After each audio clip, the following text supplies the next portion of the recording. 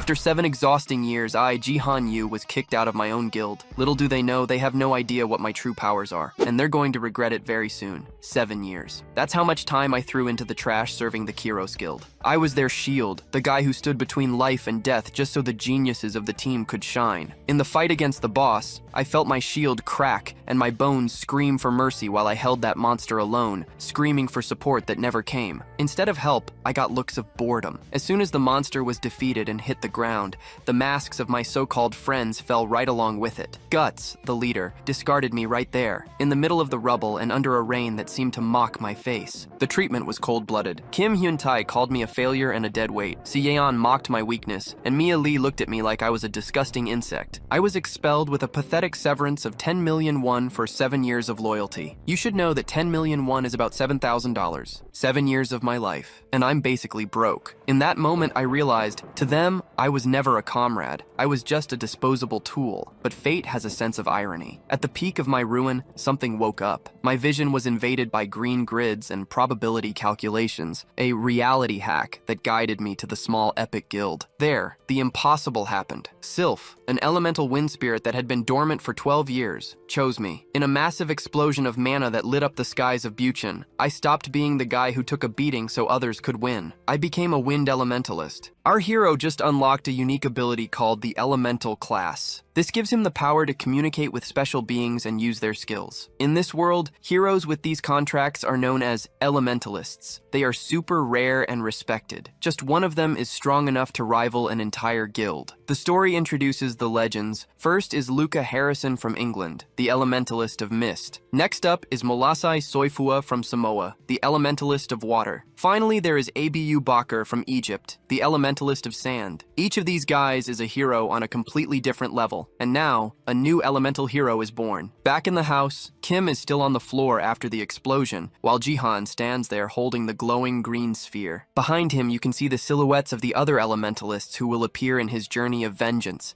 Jahan's new power is revealed to be mastery of wind. The scene shifts to the guild building. Jahan is totally confused and asks what just happened. Sitting on the sofa, Kim explains everything. Jihan asks if he really made a contract with an elemental. She nods and confirms it. Kim elaborates on SILPH, saying the spirit controls the power of wind. She mentions that SILPH actually had a contract with her late mother, so she wonders why it picked Jihan. He hesitates and says he cannot accept this. He asks if there is a way to break the deal. Kim drops the bad news. It is impossible. Once Silf picks a master, the bond cannot be undone. She reveals that the only way to break the contract is if the master dies. Jihan is left standing there in total shock. Jihan is feeling totally overwhelmed and asks what he is supposed to do next. Kim crosses her legs, gives him a teasing smile, and stands up. She congratulates him on officially joining Epic and casually asks if he even looked at any other guilds. The protagonist tells her straight up that he never considered anyone else. He only wanted to join Epic. Hearing this,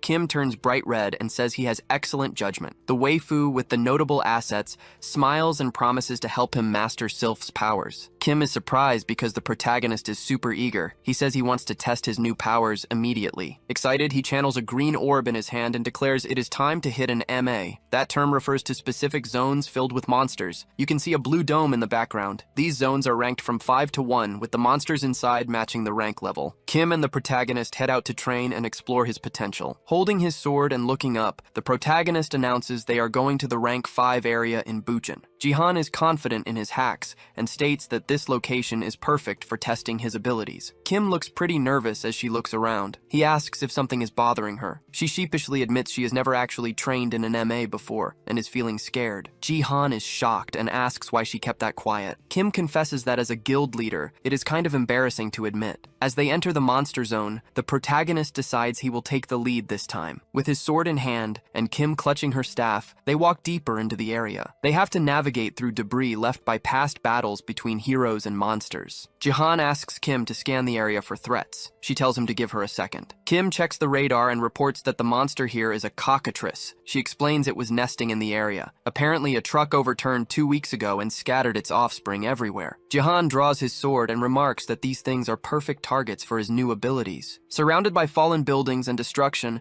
the vibe shifts completely. This is a war zone, a place where blood spills and fear takes over. Realizing they are alone, Jihan states that since it is just the two of them, he has to play both tank and damage dealer. Kim senses something is off about the area. They keep walking until she detects movement in a nearby parking lot. A cockatrice is spotted behind a car, snacking on its afternoon meal. The monster sees them but does not drop its food. Instead, it spreads its wings wide. Both Kim and Jihan feel a huge pressure coming from the creature. They get ready for whatever comes next. Jihan quickly tells Kim to guard his back while he fights the monster head-on. The creature takes a single step, and its sheer weight makes the ground tremble. It charges at them, raising a massive claw to strike, showing off its terrifying strength. Jihan raises his sword just in time to block the attack. He grins because he realizes he is no longer the same weak guy he was before. Still holding off the attack, Jihan yells out to Kim. Standing behind him, she starts casting a powerful spell. Her eyes glow as she unleashes an attack called Wind Arrow. The projectile slams into both Jihan and the cockatrice, blowing them apart and shaking the whole area. The monster crashes into the ground, cracking the earth beneath it. This really shows off Kim's incredible power. Jihan recovers and praises her impressive shot. She smirks and reveals that, despite how she looks,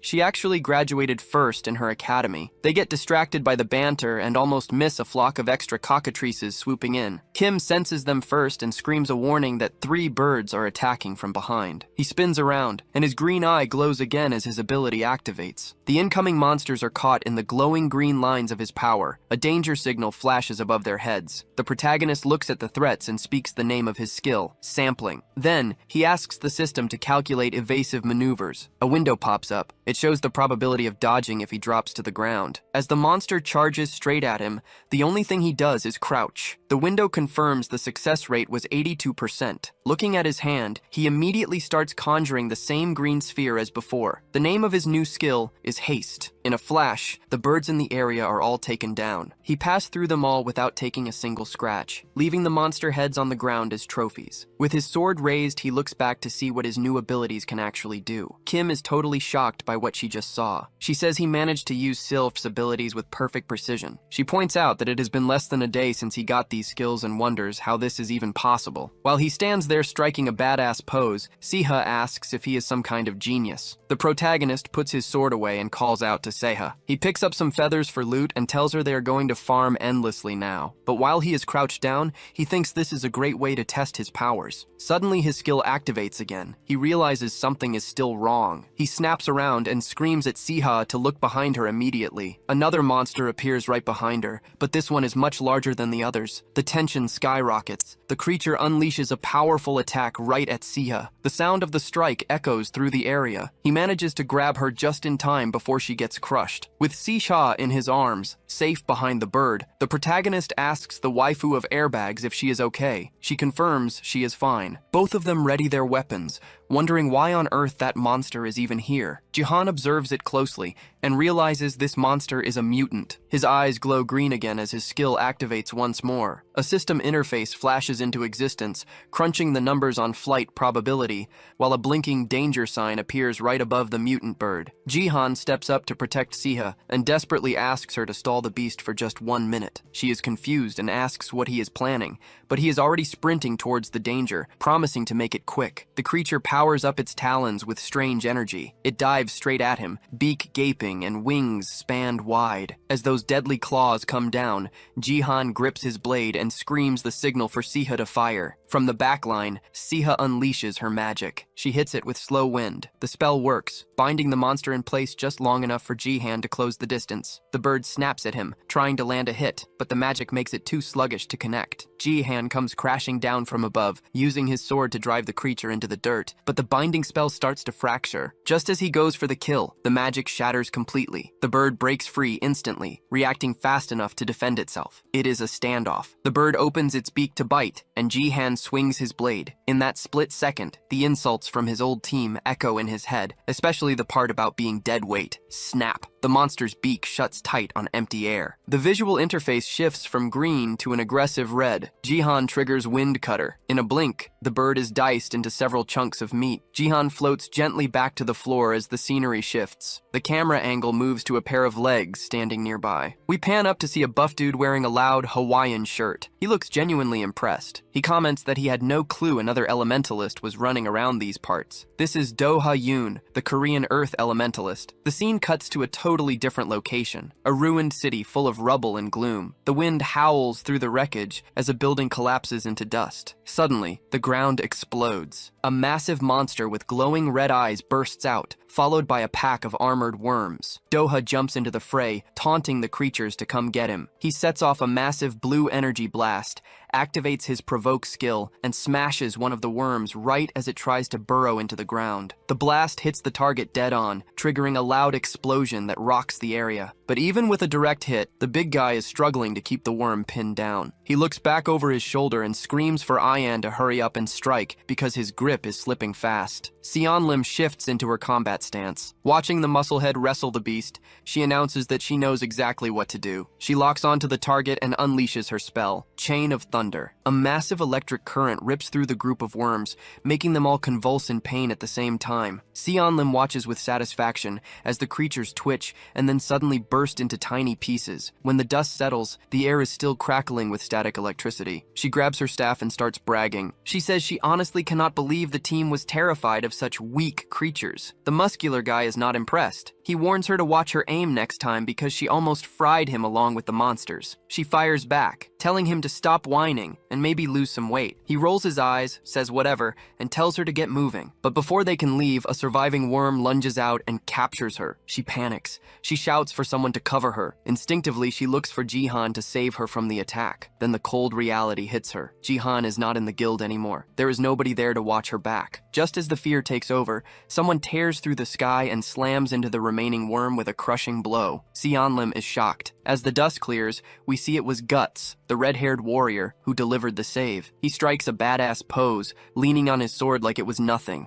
Lim calls out his name, sighing with relief that she is still alive. The camera pans over the battlefield, which is now littered with the corpses of worms killed by the Kiros Guild. Lim and the tank are leaning against a low wall, trying to catch their breath. She complains that she is totally drained. The big guy frowns and says these monsters felt different, almost like they were strong mutants. Lim disagrees completely. She insists they were not mutants or anything special, just trash mobs. Suddenly, Guts steps in front of them and shuts down the excuse. He says there was nothing unusual about them. They were just giant worms, nothing more. Clenching his fists in pure rage, Guts demands an explanation. He punches the wall in frustration and asks the uncomfortable question. Why did they struggle so hard to beat such basic enemies? The big guy and Lim are stuttering, trying to come up with an excuse for their performance. Suddenly, a shadow looms in the background. They turn around and look even more terrified. It is MIA Lai. She is covered head to toe in blood, looking like she just walked out of a horror movie, gripping her dagger and glaring at them. With a murderous look, she coldly announces that District 2 has been cleared. Guts spins around and barks her name. He reminds her that he specifically told her not to overdo it. Veins are popping out on his forehead as he sternly warns her that there is nobody left to protect her if she gets into trouble now. She stares right back at him and snaps that she knows the situation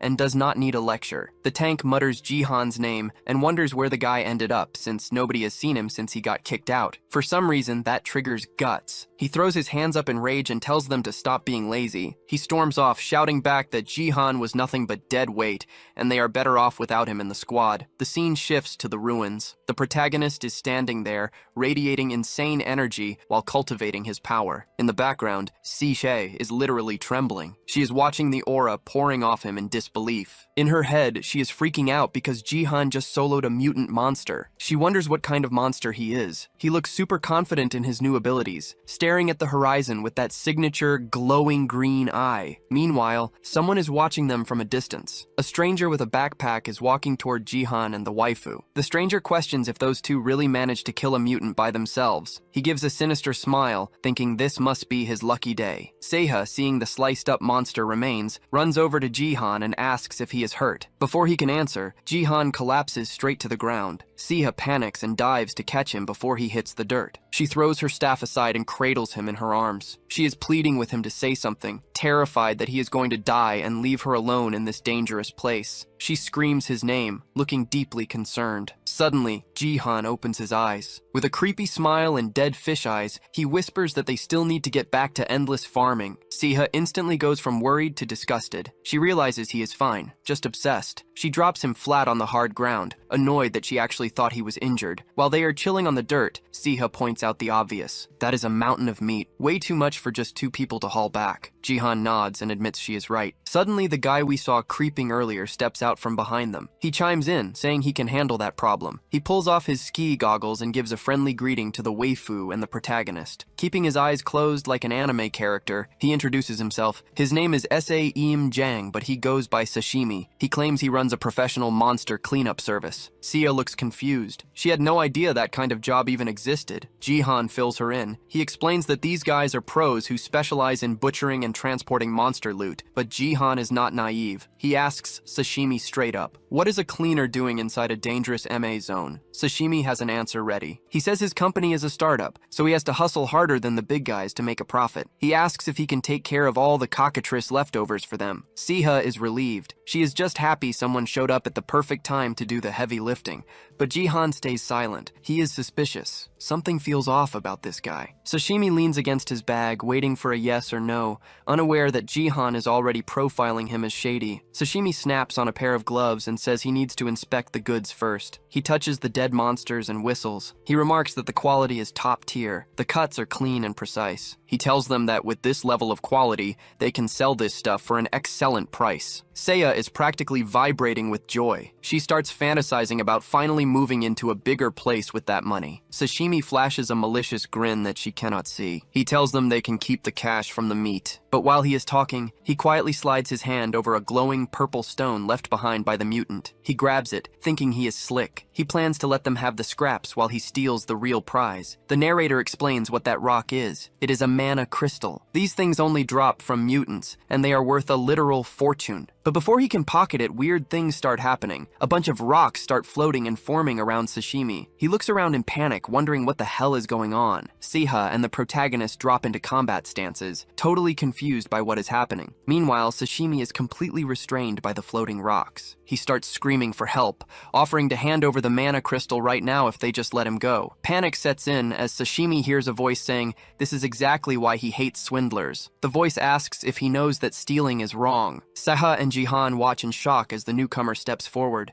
It is the muscular guy in the Hawaiian shirt. He walks towards Sashimi, running a hand through his hair with veins bulging, and calmly states that the crystal belongs to him. Sia steps forward and asks if he is Doha from the Dice Guild, the #1 hero in the world. She asks what someone like him is doing in a place like this. Jihan is not impressed. He clutches the mana crystal tight and snaps that this item belongs to Epic, not Doha. He asks if the rank 1 hero is really planning to mug them. Doha replies that the association sent him here specifically to kill the mutant and retrieve the crystal. The two men glare at each other. Jihan's eyes start glowing green again. He asks why he should care about the association's orders. His ability activates, popping up windows to calculate his winning odds against Doha. Doha puts his hands behind his back and sighs. He says Jihan clearly misunderstood him. Jihan blinks, and the guy vanishes from plain sight. Instantly, Doha reappears behind the protagonist. He whispers that it was not a question, it was an order. Jihan gets slapped across the face. He wonders how Doha moved that fast. With zero time to react, Jihan finds himself cornered, realizing his face is about to kiss the dirt. The guy in flip-flops presses Jihan's head harder into the ground, repeating that he was not asking for permission. The protagonist looks up with a face that says he wants to fight back. Doha looks down and calls Jihan his new elementalist. Then he drives Jihan's head into the floor. Sashimi watches in horror. He thinks that out of all the heroes in the world, they just had to run into the absolute worst one. The narrator steps in to explain who this guy is. This is Doha, owner of the Dice Guild and one of the top 5 heroes in the country. He is an earth elementalist, the only one with that specific power. He is basically a hero with divine powers. Sihei raises her staff and yells at Jihan to move,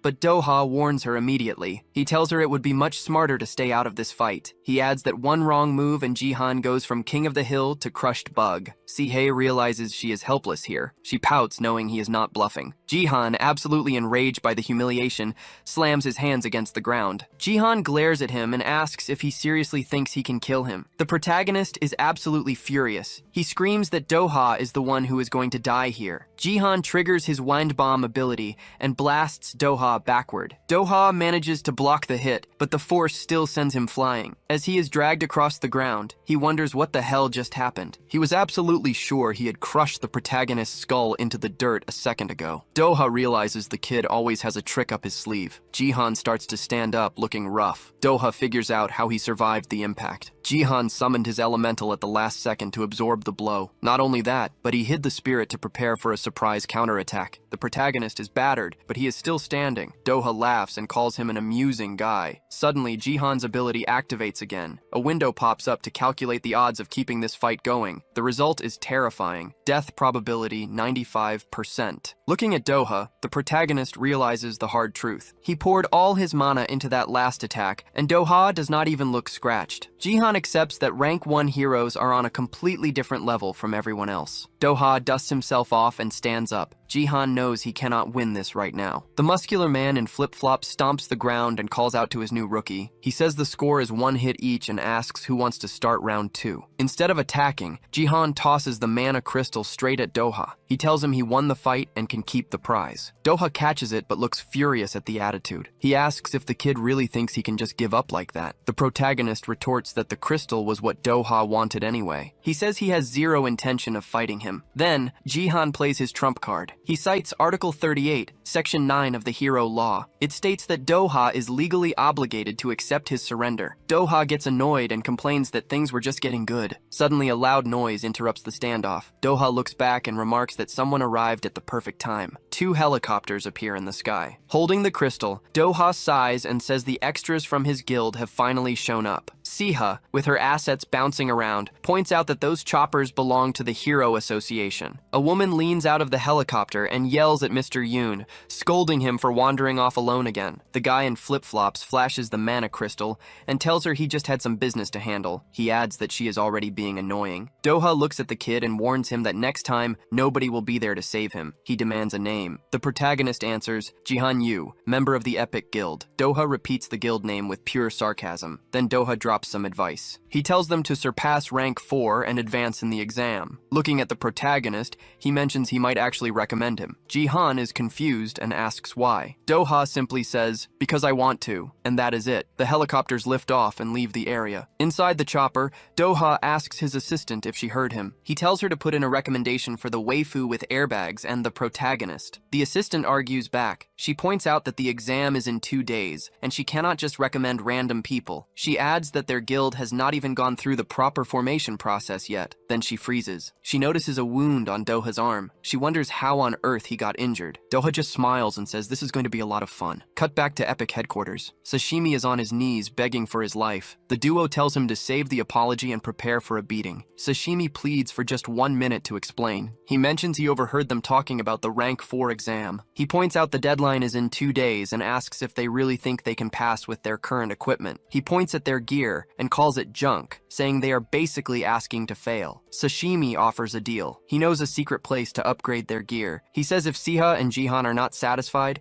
they can beat him to a pulp afterwards. Siha and Jihan look at each other, considering the idea. They decide to trust him one last time and tell him to lead the way. The scene shifts to a weapons shop. Sashimi opens the door while the other two wait behind him. He looks around nervously and says there is nobody there. Siha gets annoyed and asks the cleaner if he tricked them again. Sashimi swears he did not. Suddenly, a voice pops up right behind them asking who they are. The mysterious person chuckles and says the shop is not open today, then asks what they want. Someone in the background points out the obvious. That guy is definitely a dwarf blacksmith. The narrator explains that dwarves are a species famous for their insane skills at the forge. They craft S-rank swords, which makes them super popular with high-level heroes. Seiha stares at the little guy. She admits she has never seen a real dwarf in her life. Jihan agrees. She turns around to thank Sashimi for actually hooking them up with a legit contact, but the cleaner pulled a disappearing act. He is already gone. The blacksmith gets offended. He insists he is not a dwarf. He calls the idea ridiculous. He claims he is a human who has lived his entire life in Korea. The duo is totally shocked to learn he is Korean. Seiha accuses him of lying. She says anyone with eyes can tell he is a dwarf. Jihan is skeptical and demands to see his ID. The smith asks if they are some kind of comedy duo,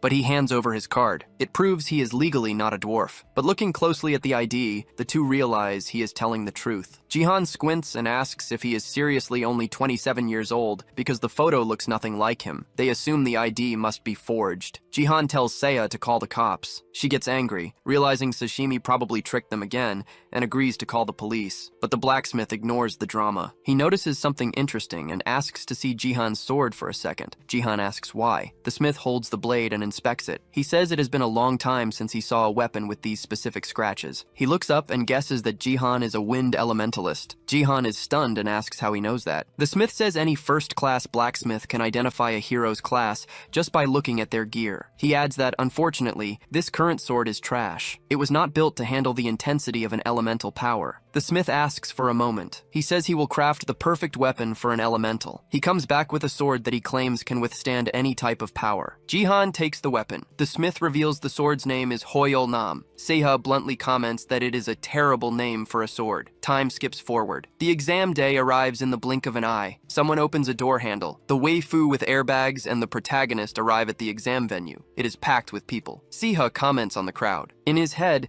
Jihan notes that it has been a long time since he took a rank 4 exam, especially after getting kicked out of the Kiro's guild. Suddenly, someone behind him whispers, "Loser." As Jihan walks by, the bystanders start gossiping. They talk about his expulsion from Kiros and cannot believe he has the nerve to try again. One person says that if they were in his shoes, they would have quit being a hero out of shame by now. Seiha leans in and whispers, asking if the crowd is trashing him. Jihan just tells her to tune it out. He thinks back to Doha and feels a wave of relief because nobody here seems to know about the crazy events in Bushion. He decides to focus and do his best. Suddenly, a voice booms out commanding everyone to shut up. The guy yells that they are making way too much noise for a bunch of losers taking a pathetic rank 4 exam. He says it is time for a reality check. He scans the room and calls everyone mediocre. Nobody here is special. He walks right up to Jihan, gets in his face and tells him he is not up to standard. This guy is Hyunsik Bang, also known as Seong Bang. Jihan's eyes start to glow. Inside his head, he is cursing Doha. Seong Bang demands to know if Jihan agrees with him. A system window pops up to calculate the pass rate. Jihan realizes Doha set him up. He only recommended him to make sure he would fail. Cut to Doha. He is chilling, opening a cookie, when his assistant walks in. She confirms she sent the recommendations he asked for. He is impressed by the speed, but she looks confused. She found something weird. She asks Doha why on earth he picked Seong Bang to be the evaluator. Back at the exam, chaos breaks out. Seong Bang is standing in the middle of the arena, waiting for 3 extras to attack him. He stares them down. He lectures them, saying they rushed in without a strategy or knowing his weakness. He yells that it is showtime. He sends all 3 of them flying with ease. He insults them, calling them amateurs. The 3 guys hit the floor and Seong Bang is the only one left standing. A window announces that Group 12 is disqualified. Behind a one-way mirror, 3 observers are watching. One of them shouts, "Damn." Someone questions if this is too harsh. The woman worries that at this rate, no one will pass. Then we have a guy with a defective brain named Han Seo Kim, a rank 4 evaluator. He acts arrogant, saying rank 5 heroes are basically just civilians anyway. Another evaluator, Hyun Oh, wonders what they are going to tell the bosses. Finally, a hooded man tells them to focus on the last group. His name is John Yu Seal. Someone mentions they finally get to see the Epic Guild in action. The arrogant guy nods. He knows this kid is the one Doha personally recommended. He points out that everyone else in the group is from the Dice Guild. Seiha and the protagonist walk toward the exam room. Someone in the crowd whispers that these two are about to get a serious reality check. Gripping their weapons, they finally step into the arena. The evaluator with the defective brain comments that the protagonist looks tough, but criticizes his lack of flexibility. He notes that Seong Bang is a squad leader for a reason. Suddenly, the system interface pops up. It welcomes them to the rank 4 exam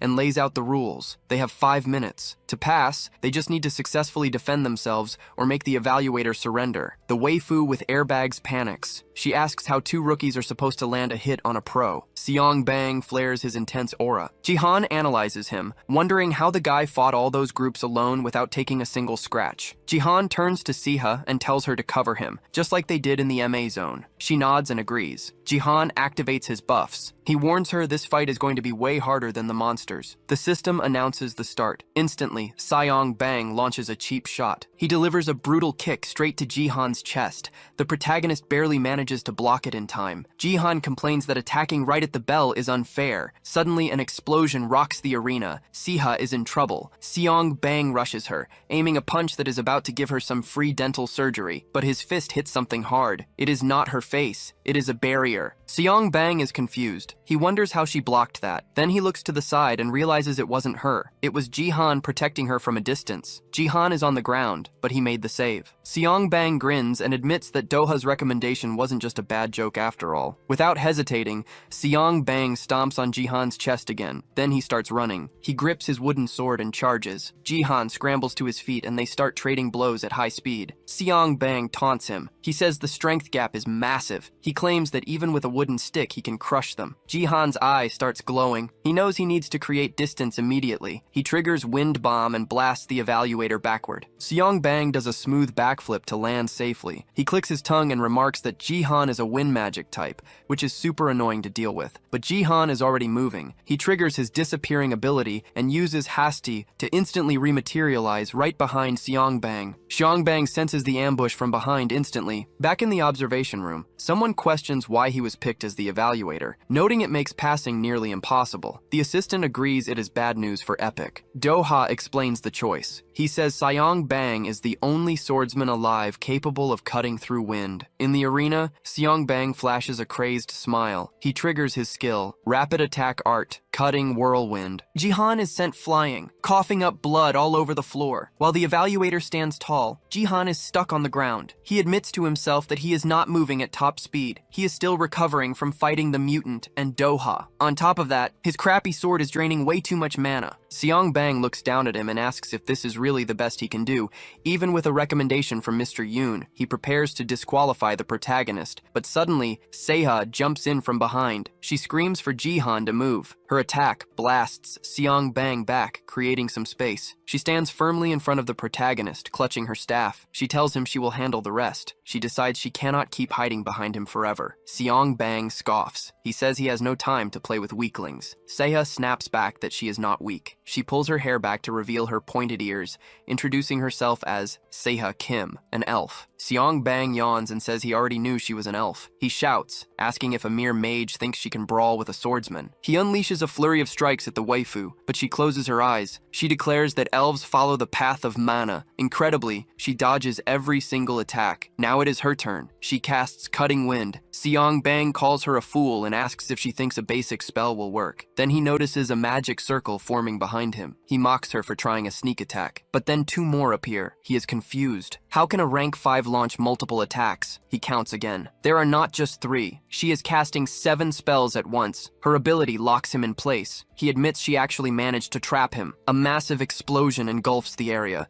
Seha shields her face from the shockwave. She is confident there is no way he could dodge that. But as the smoke clears, Seongbang is still standing there. He dusts himself off and says it wasn't bad. He admits her plan to corner him in a confined space was actually pretty smart. But suddenly, Seongbang teleports right behind her. He whispers that she is too slow. Seha is shocked that he managed to tank all 7 spells without going down. Seongbang ignores her, saying he was just waiting for the protagonist to make a move. He grips his sword and mocks Jihan, saying that his arrogant attitude is going to cost him the win. But then Jihan realizes something crucial. He was wrong before. It was not the sword that was draining his energy. It was Jihan himself who was wasting mana like an amateur. Jihan decides to switch tactics. He focuses a small amount of energy and compresses it as tight as possible into a single point. Finally, he triggers his ultimate move, One Sword. The scene cuts to a fancy office filled with trophies. Someone knocks on the door. A young man is standing by the window and tells them to enter. A blonde man with blue eyes walks in to report on the status of Guts, the squad leader. The boss just murmurs in response. He asks how Gang Yu is adapting to the team. The blonde clarifies if he means Gang Yu Kim. The boss confirms. He wants to know about the guy who replaced Jihan after he was expelled. We are introduced to the man at the window, Jongsa Park, the owner of the Kiros Guild. The blonde admits there have been some stability issues, but they are adjusting. Jongse confidently states that Gang Yu will soon surpass the protagonist, but the blonde looks nervous. He says he has something else to report. He drops the bomb. Jihan has advanced in the rank 4 exam. The boss is confused. He asks what that trash protagonist did to manage that, remembering he barely scraped by before. The blonde explains that apparently Doha personally recommended him. Jongse asks him to repeat that, completely completely in disbelief. The scene shifts back to the arena. Jihan is standing tall, looking down at Seong Bang. Meanwhile, the evaluator is beaten and battered on the floor. Seong Bang asks how a rookie like him caught Mr. Yoon's attention. Then he sighs and concedes. He admits that Jihan won. He mutters that Doha conveniently forgot to mention the kid was an elementalist. Later, the duo is taking a breather. The waifu smiles and asks how he mastered the elemental power so quickly. Jihan shrugs and says he has no idea. But inside, he realizes that the intense battle actually forced him to improve his control. He wonders if this was Doha's plan all along. He turns to Siha and praises her, saying she did a great job distracting the evaluator. She modestly replies it was nothing. Jihan grins and tells her the good news. They officially passed the battle evaluation. However, Jihan reminds her that the celebration is premature. They still need to pass the interview. They sit down and watch as other candidates leave the room looking dejected. Finally, someone calls out for the Epic Guild, announcing they are next. One of the evaluators notes that this squad looks well prepared. Another man adds that their battle had a lot of interesting moments. Seiha and Jihan walk into the room. A polite man starts speaking, saying that if nobody objects, they should get started. But immediately, someone interrupts and says they should fail them. A naysayer starts criticizing the tank. He calls Jihan arrogant and doubts his ability to protect anyone in real danger. This guy is Dangoli, a mere member of the Warriors Guild. He declares it is absurd to let this squad pass. Another voice agrees, saying they should be disqualified on the spot. Someone else adds that at this rate, nobody is going to pass today. Jihan wonders why they are shouting so loud. He figures they are just trying to intimidate them to leave a lasting impression. The polite man ignores the shouting, thanks them for coming, and tells them to relax. Seiha introduces them as members of Epic. Realizing he messed up the paperwork, the polite man quickly shuffles the documents in front of him. He remarks that they were the only ones who actually won their battle. He calls it impressive. Jihan sarcastically replies that it was nothing but pure luck, and Seiha plays along, thanking him. The dark-haired man cuts in, saying that since they defeated the evaluator, there is no need for further debate. Suddenly, the Ugly duckling in the panel asks Seiha a weird question. He asks if she can even see with her hair in the way, and suggests she tuck it behind her ears. Seiha agrees and pushes her hair back. The guys are surprised. They exclaim for everyone to look at what is right in front of them. The ugly duckling shifts the vibe of the room instantly. He declares that she is an elf. Licking his lips in a creepy way, he says he thought she was a pureblood and apologizes. The dark-haired man calls him out immediately, saying his attitude is horrible and rude. The ugly duckling apologizes again, claiming it is just a bad habit. Then he asks Mr. Protagonist to stop glaring at him like he wants to kill him. Seiya tells Jihan it is fine. Jihan sighs, thinking that this creep is not the main issue right now. The ugly duckling asks if they can finally proceed with the interview. Before answering, the protagonist notes that the guy wanted exactly this kind of reaction from them. The interviewer asks if Seiha's father truly works at an institution in Kyoto researching monsters. Seiha confirms it. She continues by stating that Epic successfully defeated the mutant cockatrice. Based on her father's research data, the confirmed answer is yes. The interviewer is stunned. He remarks that for a new guild with only 2 members, they have already achieved incredible feats. Meanwhile, the ugly duckling turns his focus to Seiha. He mentions that in a decade of being a hero, he has never seen a half-elf running a guild. He narrows his eyes and says he has just one question for her. He asks a hypothetical. If a group of elves invaded Korea, whose side would she be on? Seiha freezes, totally startled by the hostility. She is in shock. She asks if he can just stop dragging this out. The interviewer is confused and asks. Finally, Jihan snaps. He stands up and asks if mocking people is standard procedure for the Warriors Guild. Jihan calls him out. He says the goal here wasn't to check their skills, but just to insult his guild leader. The other 2 interviewers are watching this train wreck in shock. The ugly duckling fires back, claiming that as the interviewer, he can ask whatever questions he wants. The dark-haired man tries to intervene and stop the arguing, but Jihan declares that if this guy keeps insulting his guild, they don't even care about passing anymore. They are ready to walk. The panel begs them to calm down, insisting this is not the place for a brawl. Seiha leaves the room feeling totally disheartened. She is convinced they are doomed. The scene cuts to outside Epic headquarters. The waifu with the big airbags is sipping on some juice, looking sad. Jihan walks over and apologizes. He feels guilty for causing a scene and probably failing the exam. Seiha tells him it is fine. She actually thanks him for standing up for her back there. She admits that nobody has ever defended her like that before in similar situations. Jihan notices she keeps refreshing a web page on her phone. He asks if she is okay and why she is torturing herself. She explains she is just curious. Jihan apologizes again. Suddenly, Seiha says the website is releasing the results. She reads the screen. She announces the squad advancing to rank 4. They both freeze. They look at each other, unable to believe what they are seeing. Cut back to the interview room. The other judges ask the ugly duckling why he made that decision. They ask if he is sure. He says yes. He apologizes for the drama earlier. He admits he crossed the line, but claims he was just testing them because he was curious. He tosses an apple in the air and catches it. He says the name, Epic. He wonders aloud how far those two will go. But in his thoughts, he smirks and calls Jihan and Seha a pair of arrogant brats. He continues thinking that he wants to see them climb the ranks, but it is not out of kindness. The ugly duckling vows to himself that he is going to destroy their lives later. Meanwhile, the two sitting in front of the PC are totally baffled. They wonder how on earth they actually passed. The scene shifts to the Rank 2 area in Paju City. A high-speed bus pulls up. A massive crowd of fans holding signs and journalists are waiting. The doors open, and someone steps off. A reporter announces that Hyun Di, the leader of the Kiros Guild Squad, has arrived. He asks Mr. Kim to look toward the cameras. Someone in the crowd screams their love for Guts. Security guards struggle to hold the fans back, shouting at them to keep their distance. Guts cranks his fake charm up to the max. He smiles and says, such behavior isn't necessary. He thanks everyone for gathering there today,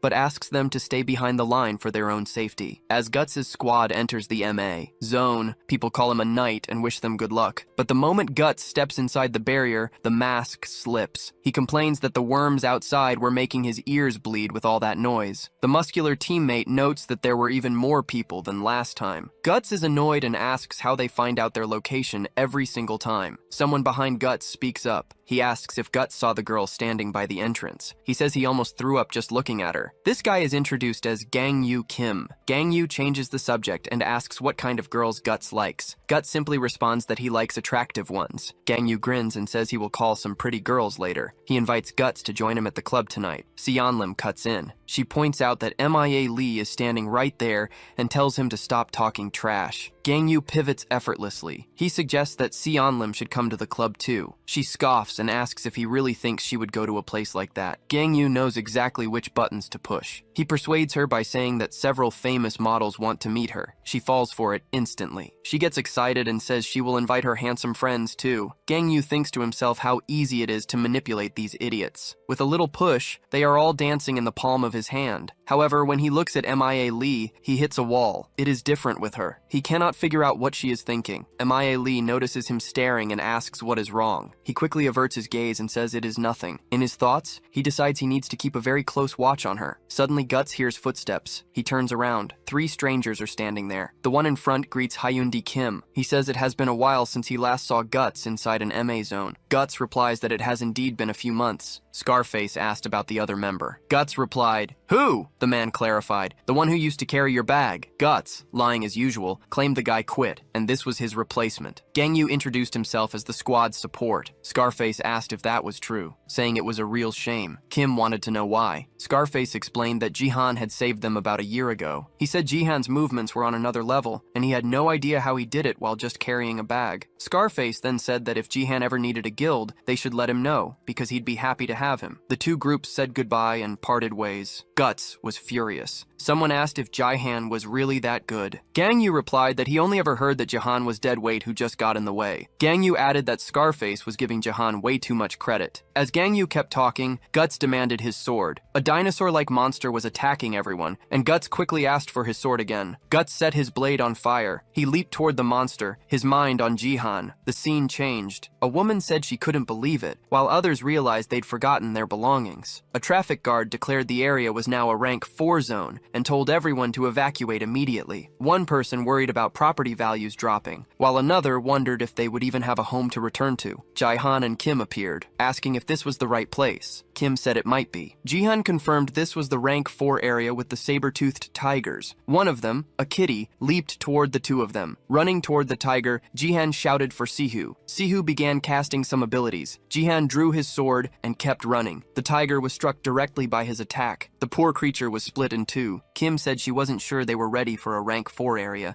and thought the monsters would be stronger. Jihan replied that the mutant they fought earlier was a rare case. Kim asked how they would get the tiger's body down to the first floor, and Jihan suggested calling a cleaning service. Suddenly, someone screamed for help. Sihu said it was a civilian who hadn't evacuated and told them to hurry. But that voice sounded familiar to Jihan, like he knew the person. He appeared beside them, announcing they were heroes from the Epic Guild and asking if everything was all right. right. It was Sashimi, pleading for them to save him from a kitten. Kim recognized him instantly. "It's the cleanup guy," she said. The kittens were quickly dealt with. Sihu remarked how lucky it was to find him there, calling it destiny. When she asked if he agreed, Sashimi explained he just needed to use the bathroom and didn't realize they were closing the area. Jihan said he'd let it slide this time, since Sashimi had gotten them good equipment. Sihu commented that Jihan was so kind-hearted. With that settled, Jihan asked why Sashimi didn't officially join their guild as the cleanup guy. Sashimi asked why it had to be him. Jihan explained that despite the past incident, he still trusted him. Sashimi assured them they could leave all the bodies to him. Sashimi then ran toward the building, repeating that they could count on him for the bodies. Saishu asked if he was going to trick them again. Jihan reassured her that he wouldn't, adding that they needed his work regardless. He then suggested they leave since everything was settled. Suddenly, someone appeared, yelling for the heroes to stop killing innocent creatures. "Stop the cruelty against creatures," the person shouted. They went on, saying that creatures deserve respect and are living beings just like everyone else. They yelled even louder for everyone to respect all life. Sihu asked if these people were part of an activist group. Jihan answered that they belonged to the IUPC,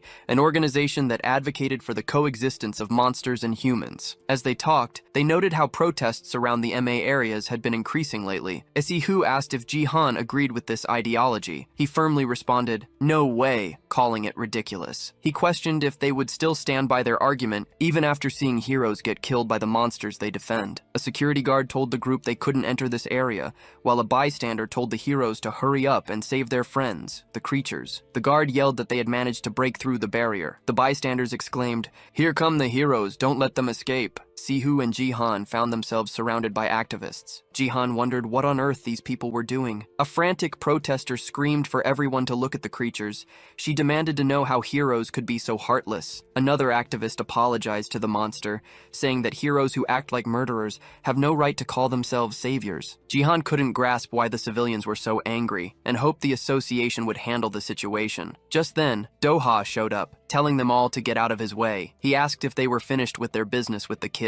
Jihan spun around and asked, "Who the hell are you?" Doha replied with a smirk, "Me? I'm the guy you despise the most." With a flick of his wrist, Doha summoned a massive wall of earth. He grinned at Jihan and asked, "So what are you going to do now?" After raising the wall, Doha stood there silently, watching everyone. Some people called him the Earth Dragon. To others, he was just a clown. Over in the West, they knew him as the Earthquake Man. Doha let out a fraction of his power, declaring that he liked to be called Bad Boy. A terrified bystander gasped, "It's the Bad Boy Doha Yun." Another person wondered what the #1 ranked hero was doing here. Jihan muttered to himself, "Why is it always this guy? He just loves appearing out of thin air." Jihan wondered if Doha had anything better to do with his time. Doha then shouted for everyone to leave immediately or else go to hell. He called out a name and a sudden explosion rocked the area. A dragon materialized right next to Doha. Jihan was stunned. "What is that?" he thought. "Is that actually an elemental?" The creature was Moo, a Terra elemental. Doha ordered his dragon to restrain everyone. Whips made of earth shot out towards the crowd. Every single protester was caught in their grasp.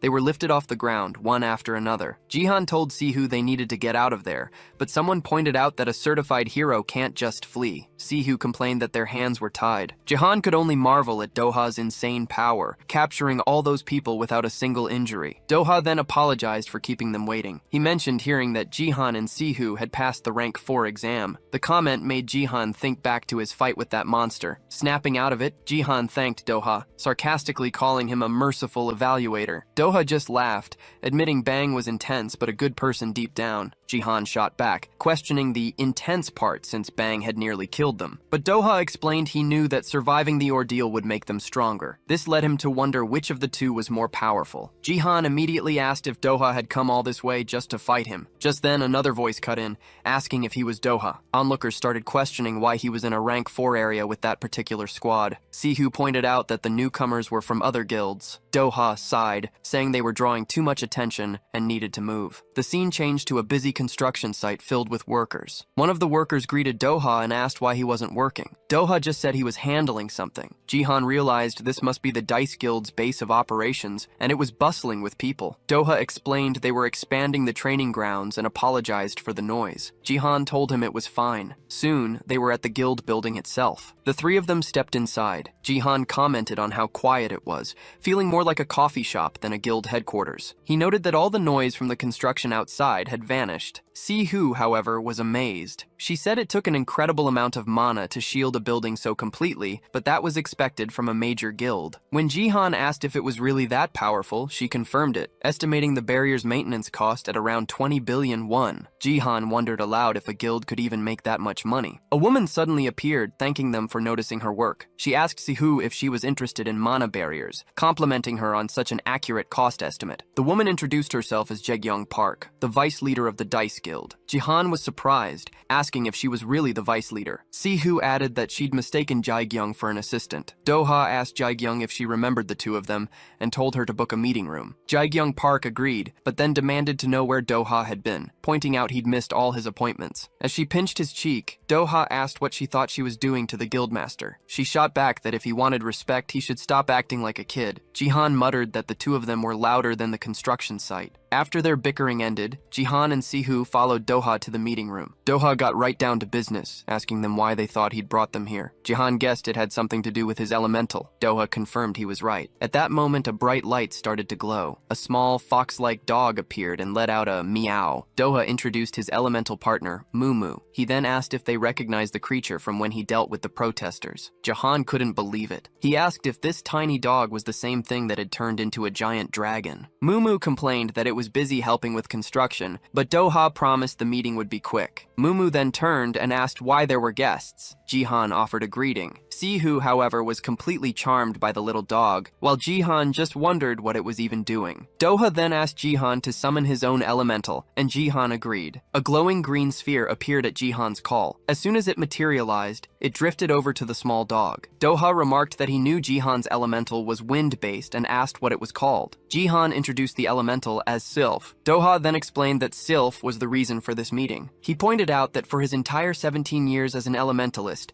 Mumu was the only one ever discovered in Korea. Doha added that he'd looked over Jihan's records and saw no mention of him being an elementalist. Because of this, Doha figured the moment Jihan became an elementalist must have been when he joined Epic. But Doha said that timeline made no sense, and he demanded Jihan explain how he managed to get a contract with the wind elemental. Just as Jihan was about to speak, Sihu stepped forward, asking if she could tell the story instead. She revealed that Silf had belonged to someone else before. When Doha asked who, Sihu explained it was her mother, Erna Hath, who was the last person to have a contract with Silfi. Doha seemed to accept her answer. He admitted he never expected Jihan to have a contract with Erna Hath's elemental, leaving him speechless. Doha thought to himself that elementals were supposed to disappear when their owners died, but apparently he was mistaken. Resting his hand on his chin, Doha decided that even with his doubts, it no longer mattered. So, Doha announced he would now explain the real reason for calling them here. Sihu said she thought it was to learn about Silf. Doha confirmed that was part of it, but there were two important things to discuss, and Jihan also asked what he meant. Doha promised to be direct. First, the leaders of the Dice Guild wanted to buy Epic. A shocked Sihu immediately asked why. Doha then made his offer, 20 billion won in exchange for total control of Epic. Furious, Sihu shot to her feet and demanded to know if he was serious. Doha assured her he was and even said he could raise the price. He told them they had a choice, either stay a two-person guild or let him help them expand and bring in new members. As part of the deal, Doha promised to personally teach Jihan how to control the elemental. He also guaranteed he wouldn't interfere with their squad's activities. Doha then asked Jihan for his thoughts,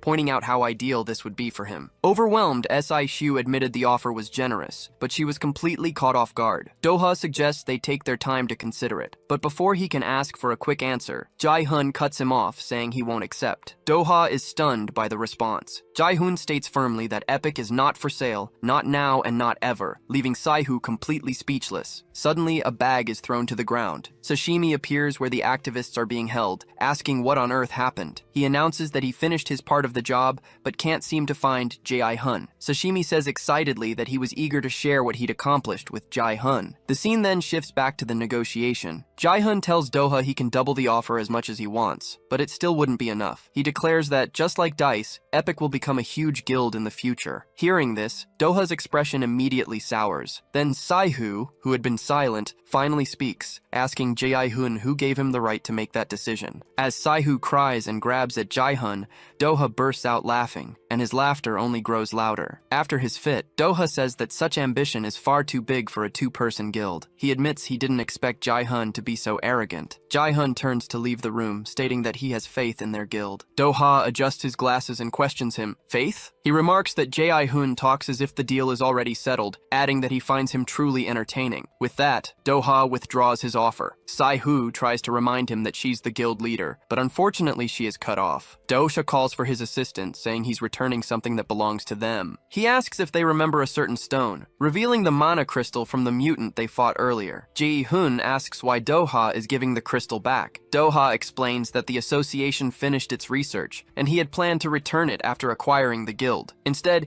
he says he'll give it back now as a gesture between two strong elementalists. Jae-hun thanks him. As he begins to say that's enough, he is interrupted. Silf, who had been with the small dog, flies directly toward the mana crystal and collides with it. A quick flash of light fills the room. Standing behind Jae-hun, Doha explains that mana crystals are used to evolve elementals. He advises Jae-hun to collect more if he wants to become stronger. Doha adds that the more crystals he gathers, the closer Silf will get to being able to materialize. Jae-hun asked if it was true, if Silf could actually get a physical body. The scene then cuts to the Korean branch of the IUPC. A telemarketing operator thanks a customer for calling and asks how she can be of service. Her tone quickly changes to shock. She asks the caller to repeat if their pet cat really turned into a creature. She tells them not to worry, promising to send a team to capture the transformed animal. In the background, a man asks how long a promotional poster will take, and another voice replies it should be about 3 hours. Two women are talking nearby, one asking about the next volunteer event. Her friend replies that it's probably on the 21st. The woman in blue complains that an old lady hugged her last time, and it made her uncomfortable. The woman in gray says it can be nice sometimes. As they chat in front of a news broadcast, the woman in blue wishes more people would see the good things they do. She feels certain that, given enough time, things will change in a big way. She finishes by saying that every person who acknowledges their efforts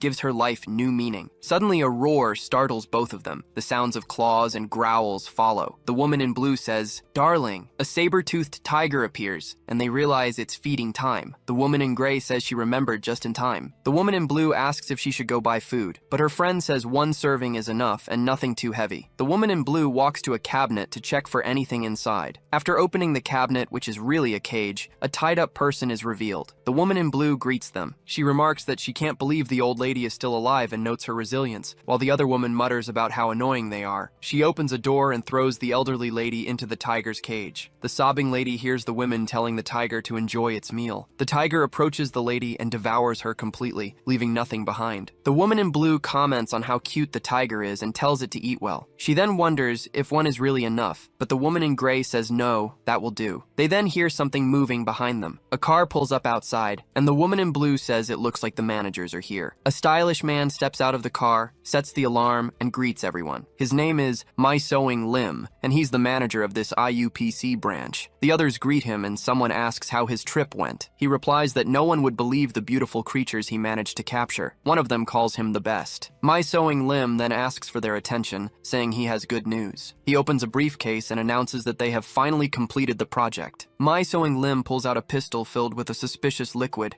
declaring the prototype a success. Someone asks if it's what they're all thinking. Mi-Soing Lim then brings up the cockatrice that escaped in Buchen. He explains their first attempt to create a mutant with a mana crystal failed because the creature's body just wasn't strong enough. On top of that, the mutant was nearly impossible to control. Mi-Soing Lim continues, saying this time will be different as he turns his gaze to the tiger. He shoots the animal and declares he will make it into something precious. An explosion of energy erupts from the tiger's cage. The creature he just shot now radiates an intense power. A satisfied smile spreads across Mi-Soing Lim's face. One person starts clapping, and the applause spreads through the group. Staring at his new creation, he remarks that he never thought he would witness something so beautiful. The scene then shifts to Incheon, a rank 4 area. People are walking around peacefully, but then Sai-hu and Ji-han appear. Sai-hu notes that this area has a barrier, unlike the last one. Ji-han explains they figured it would take too long to handle the tigers, especially after the IUPC incident. As Ji-han talks about their luck in finding another crystal, Sashimi shows up right behind him. Looking worn out, Sashimi asks where Ji-han was yesterday. Sai-hoo is startled and warns Jihan,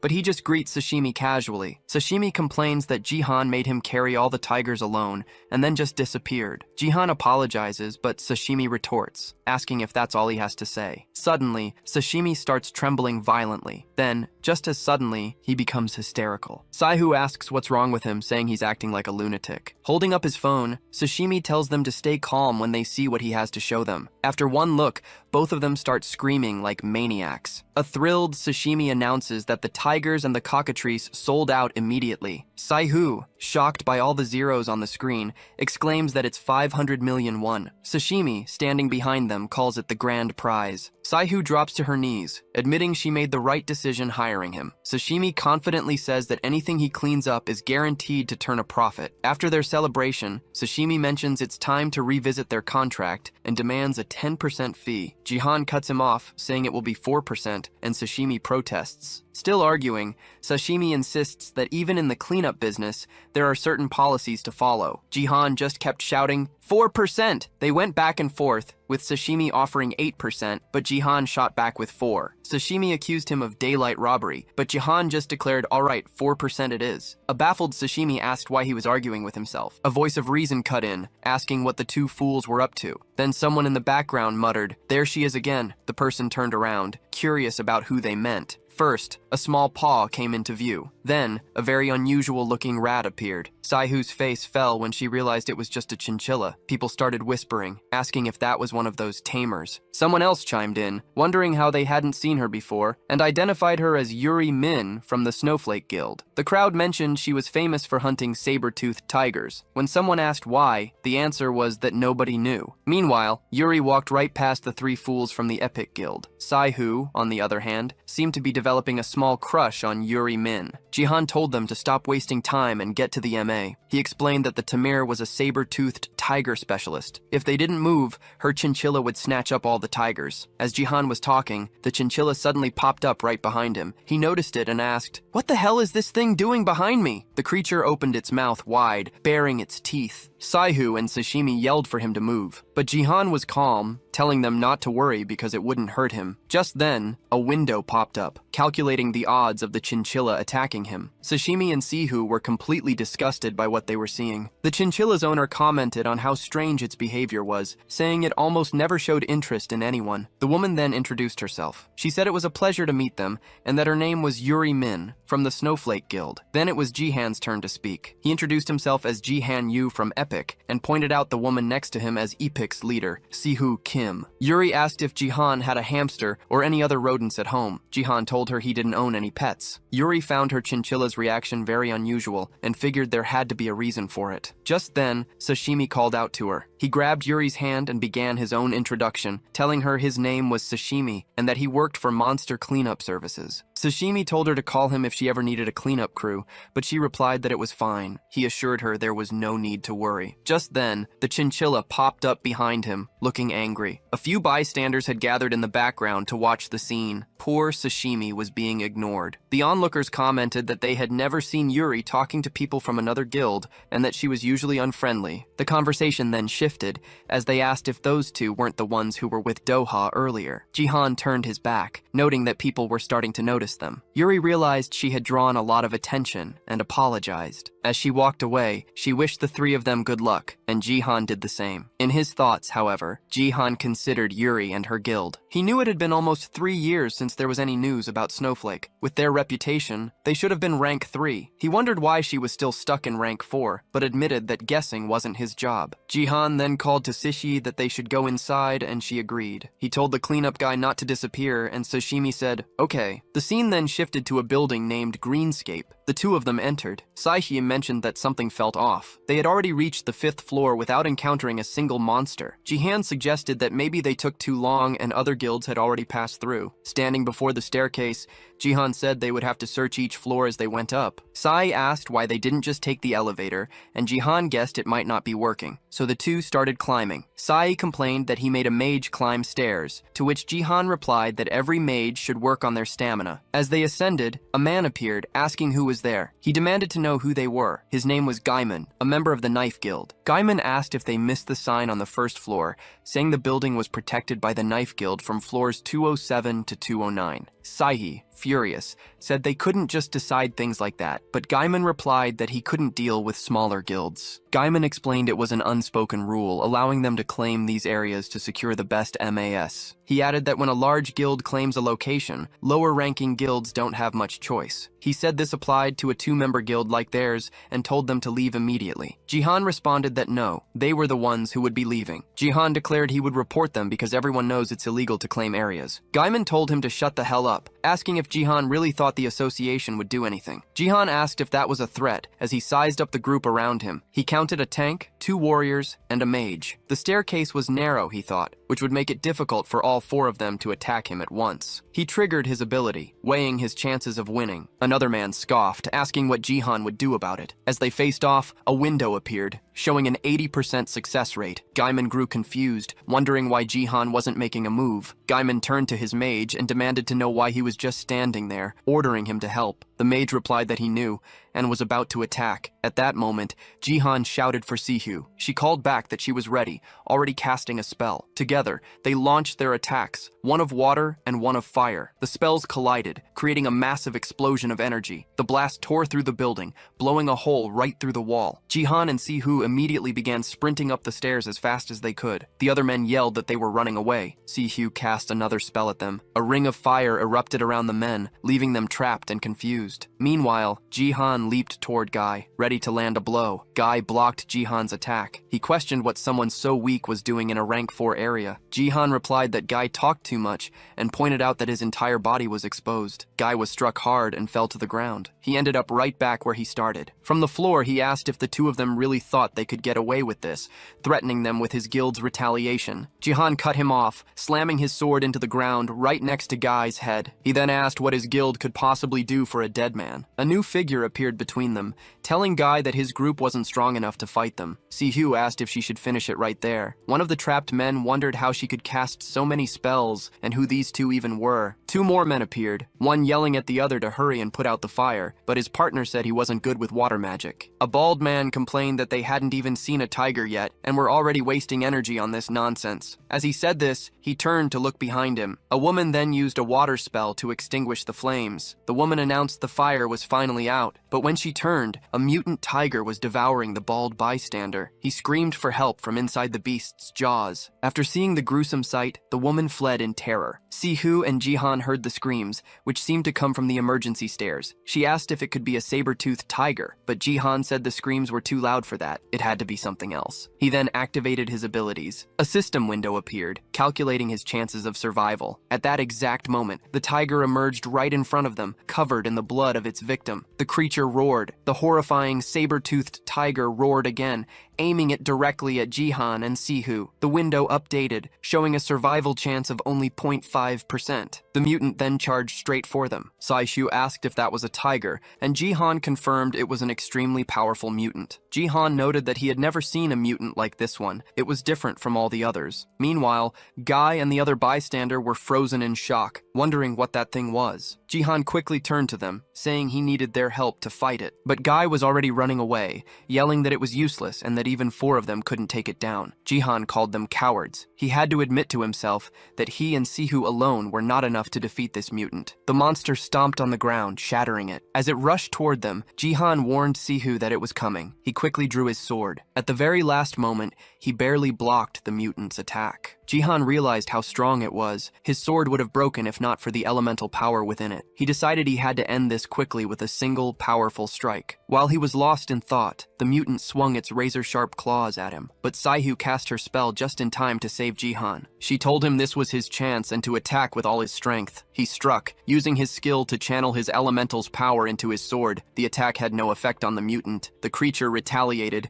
slamming Jihan in the head and sending him flying while he coughed up blood. Jihan groaned groaned, saying he didn't even see that hit coming. Sai-Hu tried to attack the monster with her wind arrow ability. The mutant noticed the arrows heading its way and effortlessly dodged every single one she created. Si-Hu was out of options, with no way to block the incoming attack. At that exact moment, Yuri Min and her chinchilla showed up to save them. The chinchilla immediately charged the mutant. It rescued Si-Hu just in time, and the two creatures began to clash. The chinchilla actually managed to throw the massive tiger aside. Looking at the crater it left, Si-Hu said the little guy had saved her at the last second. Yuri Min explained that she heard an explosion nearby but never expected to find them. After greeting them again, Si-Hu simply noted that it was Yuri Min from Snowflake. Yuri then looked over at Jihan and said he was in terrible shape. She told Si-Hu to grab Jihan and get out of there, promising to handle the mutant herself. Si-Hu suggested they should call for other heroes instead, but Yuri Min reassured her it was fine, claiming no saber-toothed tiger was a match for her. Si-Hu noticed a distinct change in Yuri's eyes and her tone of voice. With that, Yuri leaped off the building, heading straight for the mutant. Meanwhile, the chinchilla was already putting immense pressure on the tiger. The tiger took a punch so powerful it spat blood. Another flurry of blows landed, and more blood flew. Yuri, still falling through the air, called out to Chilla, who instantly looked up at her. Pointing at the mutant, Yuri cast a spell that shot directly at the tiger. Chilla, who had been pummeling the beast, quickly stepped aside, letting Yuri's attack hit its target. The tiger was encased in ice for a few moments, but it eventually shattered the prison and broke free. Yuri landed near Chilla and remarked that the mutant could still move, even after her attack. This one was on a whole other level. The mutant then charged straight toward them. Once again, Yuri fired another ice attack. This time, the spell was faster, but it still wasn't enough to hit the mutant, which dodged everything. Even as the tiger advanced, Yuri knew it had to have a weakness somewhere. The mutant tiger suddenly collapsed after being struck in the knee joint. Yuri stated that it wouldn't be able to move for quite some time. She explained that saber-toothed tigers possess extraordinary physical strength. She added that their flexibility is a natural trait, but when their muscles contract from the cold, their joints can't support their own weight. Yuri then declared to the tiger that the fight was over, and its mistake was letting the ice arrows hit it. Watching from above,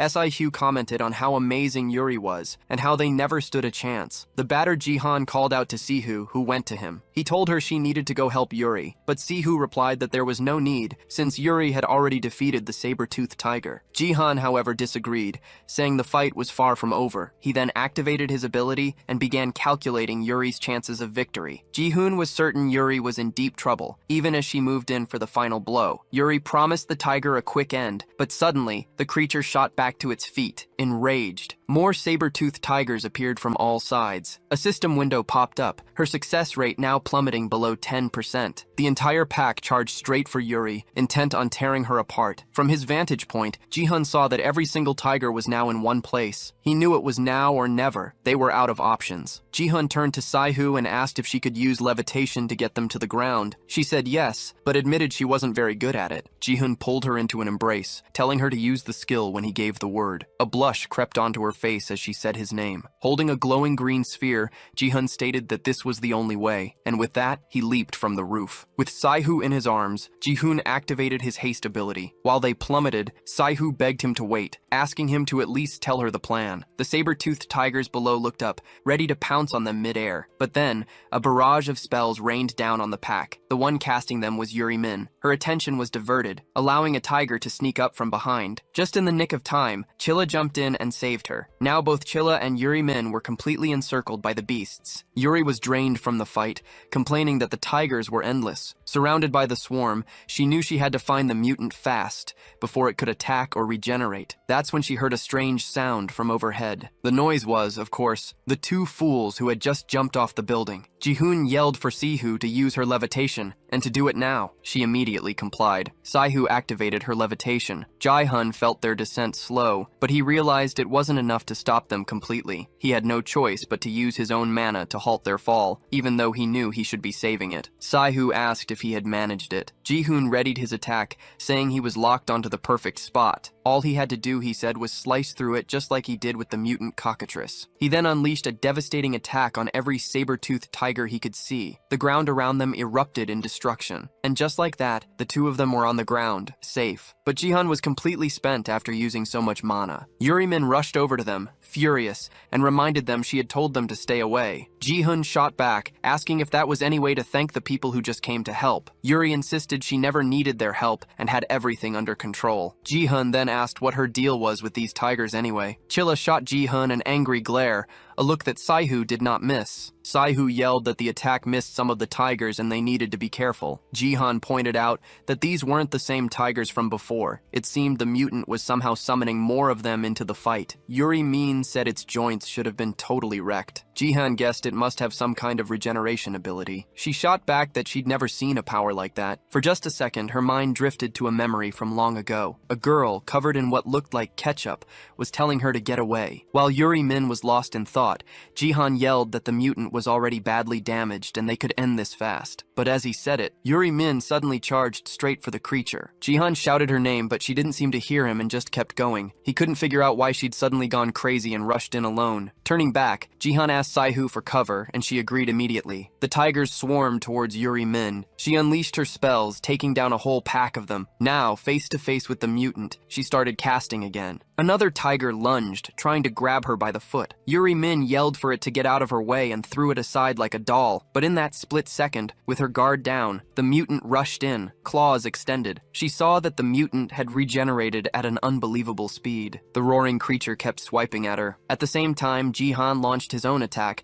remarking that eating her probably wasn't a great idea. He quipped that cold food might give the mutant a stomachache. Without wasting a moment, Jihan closed the distance and hammered the creature with more attacks. This time, his strikes seemed to land and do real damage. Chilla saw her chance and jumped in to help Jihan, and Saihu followed her lead. As Jihan charged the mutant for the final blow, he yelled that this was the end. But suddenly, Yuri Min jumped right in front of him, telling him not to kill it. Jihan managed to stop his attack just in time. He demanded to know what she was doing, insisting he had to strike before it could regenerate. She explained that she had to capture it alive, that killing it was not an option. Jihan asked if that was really her plan and told her to move. Then he asked her why. Why was she doing this? But while they were arguing, the mutant got back on its feet. It lunged straight for Yuri Min, ready to tear her apart. Saihu and Jihan could only stand there, frozen, wondering what on earth she was thinking. The mutant roared again, and Saihu warned that every roar summoned more tigers. Jihan's mind raced, trying to come up with a plan now that he was completely out of mana. From the background, a voice calls the scene pathetic,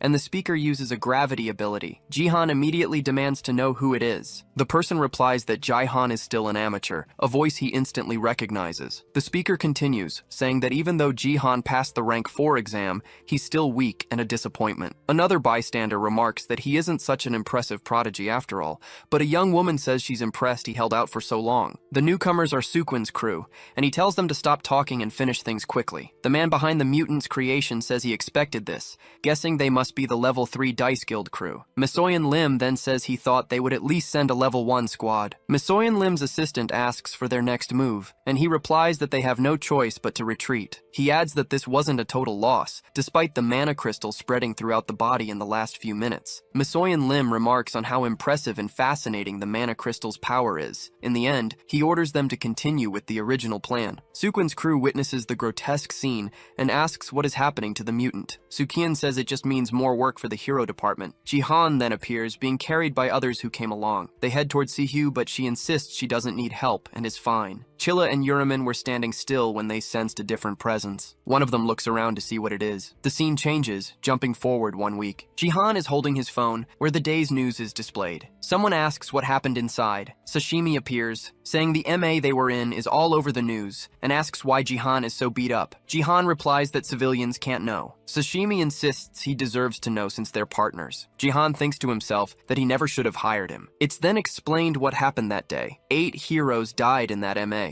The hero department had completely underestimated the number of saber-toothed tigers. The mutant's appearance triggered an infestation of the tigers. The result was an unprecedented tragedy, and Jihan says he's felt bad ever since. He adds that everything felt planned, like it wasn't just a random incident, and that the mutant was different from all the others. He then says maybe he shouldn't dwell on it. it, since the hero department will release the investigation results. Sashimi comments that he hasn't seen Sihyu today. To this, Jihan replies that she went to take care of some things and will be back soon. Just then a phone starts to ring. Sashimi notes that he's never seen that particular phone get a call before. Jihan explains it's the line used to communicate with all the guild's heroes, but why would someone be calling Epic on it? He answers saying, "This is Epic, how can I help?" The voice on the other end cuts him off with a cheerful, she introduces herself as Yuri Min from Snowflake. Jihan is taken aback, asking if it's really her, while Sashimi looks on in shock. Jihan then asks what he owes the call to. Sashimi jokingly asks someone to pass the popcorn. Yuri Min apologizes for using this line, saying it was her only option to contact him, but Jihan says it's fine. He then asks how her injuries are, and she replies that they've almost completely healed. She asks how he's feeling, and he tells her he's fine. He can sense from her uneasy tone that something is off. He doubts she would use this line just to check on him. Then she says what she's about to say is sudden, but she asks if they could go on a date today. Sashimi, now eating popcorn, screams, asking if she means today and saying it's impossible. The scene shifts to a building. Saihu appears, talking to her father. She asks how he's doing. He responds that he heard she had a battle with a mutant in an MA zone and asks if she's hurt, to which she replies that she's not. He then scolds her, saying she needs to be more careful and reminding her that supports are the most common targets. She asks him to stop because he's said this over and over again. He just repeats that if something goes wrong, she should run without looking back. Saihu tells him to stop. He says it's good to know she's partnered with someone reliable. Blushing, she admits that Jihan has indeed been a great help to her and the guild. She tells her father that if she hadn't met Jihan, she might still be stuck in the same place. He agrees. Her father is introduced as Jieno Kim, the head of research in Kyoto, Tokyo. He says he'd like to meet Jihan someday. Additionally, he mentions that Jihan is a hero who inherited his mother's powers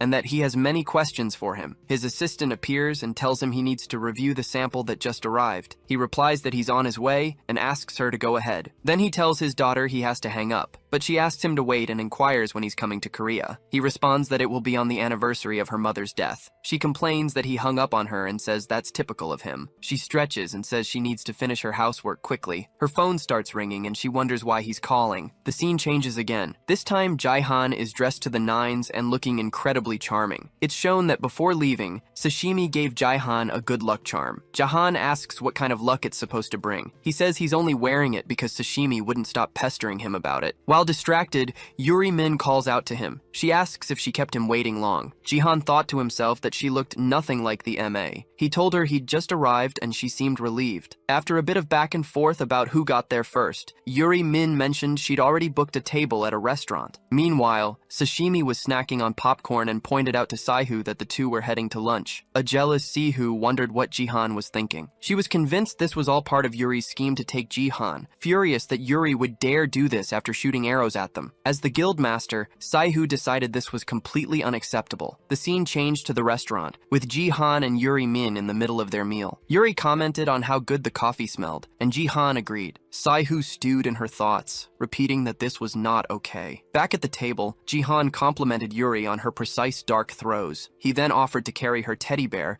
but she told him it was fine and she didn't need any help. Sashimi remarked that the whole thing looked very suspicious, but Saihu didn't say a word. Instead, she punched Sashimi and declared that this was obviously a date. With a bruised face, Sashimi asked if she was just going to let it happen. Sihu replied that she had no reason to get involved in who Jihan decided to date. Even so, she couldn't shake the feeling that while she shouldn't interfere, something about it bothered her. The scene then returned to Jihan and Yuri. Jihan said he enjoyed himself, and Yuri agreed that she felt much better. Jihan then told her to get to the real reason she'd called him out. When she asked what he meant, he clarified that she didn't invite him just to hang out. Yuri admitted she was waiting for him to bring it up. She confessed that she was hoping he would come somewhere with her. Jihan guessed it was a hospital, and she confirmed it, explaining that her sister was a patient there. As they walked into the hospital, Jihan wondered what had happened to her sister. He asked if he could go into the room. Suddenly, his ability activated on its own. Yuri explained that the person inside was her sister, Soyeon. The system window, which usually showed percentages, now displayed the girl's medical condition. Jihan read the words, manic decoration syndrome, and wondered what it was. Yuri then told him that her sister was the real reason she'd wanted to save the tigers. Yuri explained that a tiger attack 4 years ago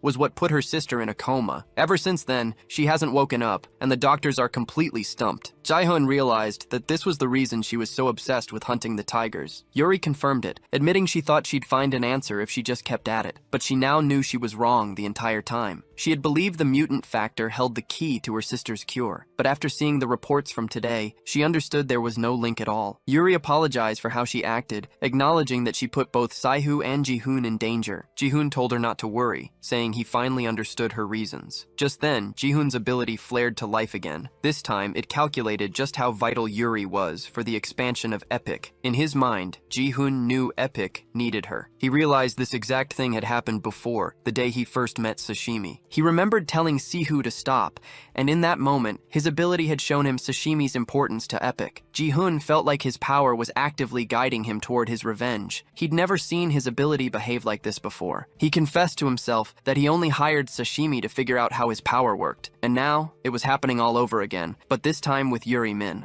Jihoon was lost in thought. If he had found 1 out of 4, then Yuri Min was essential to completing his group. He still needed to find 3 more people. Yuri noticed he looked pale and overwhelmed, and asked if he was all right. He just told her he was feeling a bit dizzy. His mind raced. When his ability first calculated Epic's chance of success, it was at 99%, but now it seemed there were new conditions to meet. Jihoon started to feel weak, realizing that using his power so much was taking a toll on him. Still, he decided that if this was what it took, then he would do it. Jihoon turned to Yuri and asked how many years she had been hunting those tigers. She told him it had been about 4 years. Jihoon pointed out that in all that time, she hadn't found a single clue about how to wake her sister. Yuri had to agree. Jihoon said he didn't know much about her methods, but since nothing had worked so far, it was probably time for a new strategy. Yuri asked what kind of approach he was suggesting. Jihoon decided to give her an example. He rolled up his sleeve and pointed out that for a simple cut, you'd normally disinfect it and apply an ointment. He asked, did she know what was in those ointments? Yuri admitted she had no idea. Jihoon explained it was a common ingredient called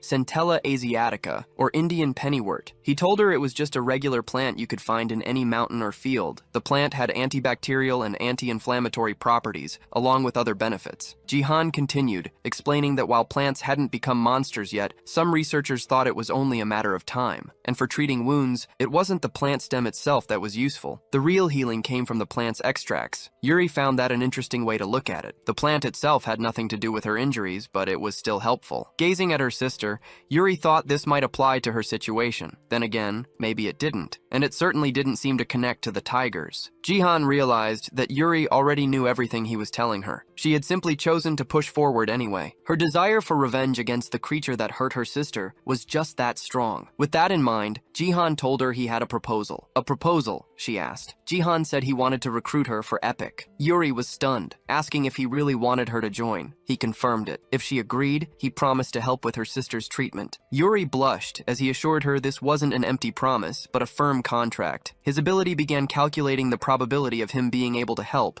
but it wasn't giving him any new information, just showing the same results as before. Regardless, Jihoon knew he had to recruit her. Yuri asked for some time to consider his offer. Jihoon told her that was fine, she could take all the time she needed. Their conversation was over, and Jihoon figured it was best to let her process everything. He said he had to go, and Yuri apologized for making him listen to her family's problems. He then glanced at his wrist, remembering the amulet Sashimi had given him. Jihoon took off the amulet, saying he had something for her. When Yuri asked what it was, he explained it was for good luck and suggested she give it to her sister. She thanked him, mentioning that her sister loved things like that. As he walked away from the hospital, he called out that he hoped they would see each other again. She just blushed happily and waved him goodbye. The scene then shifted to another large building. Inside, a group of people were gathered in a room for a meeting. One of them, Jung Park, the owner of Kiro's, pointed out that they were late. Someone else on a microphone complained that they had been waiting for too long. Jung Park decided the meeting should just start, even if one guild was still absent. Doha then entered,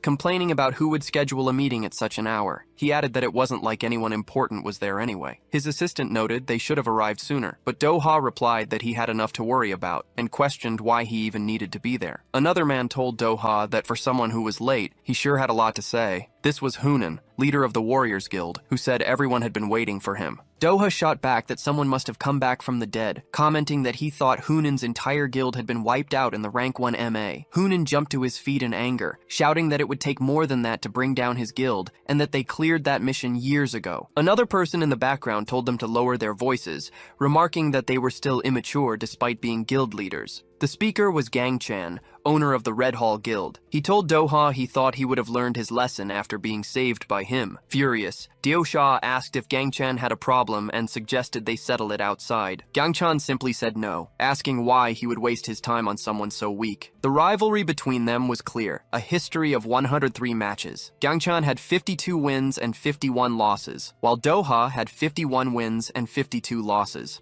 A woman nearby remarked that they were acting like a pair of children and wondered why men always felt the need to prove their worth. This was Myojo Kim, the owner of the Snowball Guild. Doha then said it had been a while since he'd seen her, guessing it had been about 3 years. Myojo got angry when Doha commented that her new look made her seem old, and she demanded to know who he was calling old. Doha, however, just said that things were the same as always. His assistant commented that no woman wants to hear she looks old. The meeting leader announced that now that everyone was present, they could begin. He explained he called them because of another major incident in Incheon. He then revealed that this time, they found evidence that the IUPC was behind it. Everyone was shocked by his words. Doha exclaimed, "Those damn protesters." He added that this meant they could finally storm the IUPC headquarters with weapons. Someone told Doha to think before he spoke. Myojo told him that they couldn't do much with so little evidence, and asked why he thought the guilds hadn't already taken action. The meeting leader agreed, stating that Myojo was right. With limited evidence, they couldn't do anything and had to be cautious. The presenter told everyone to look back at the screen, announcing that he wasn't finished. He pulled up an image of the saber-toothed tiger mutant that had shown up in Incheon. The people in the room started murmuring, asking what kind of monstrosity it was, since none of them had ever seen one before. Gangchan spoke up, noting how grotesque the creature looked. The presenter agreed, explaining that its appearance made it an atypical mutant. He added that the hero department had been getting reports of similar creatures, like the red spider discovered on Mount Jiayin. He also mentioned a surge in carnivorous plants found in a private field. All of these new mutants, he said, started appearing right after the saber-toothed tiger. After this explanation, Hunan asked what the point was, since it wasn't unusual for different kinds of monsters to show up. The presenter conceded that based on looks alone, these monsters weren't special cases. He continued, "A DNA analysis revealed something else. All these new monsters shared a unique genetic modification that originated with the tiger mutant." Myojin demanded he get to the point and explain what this new modification was. So,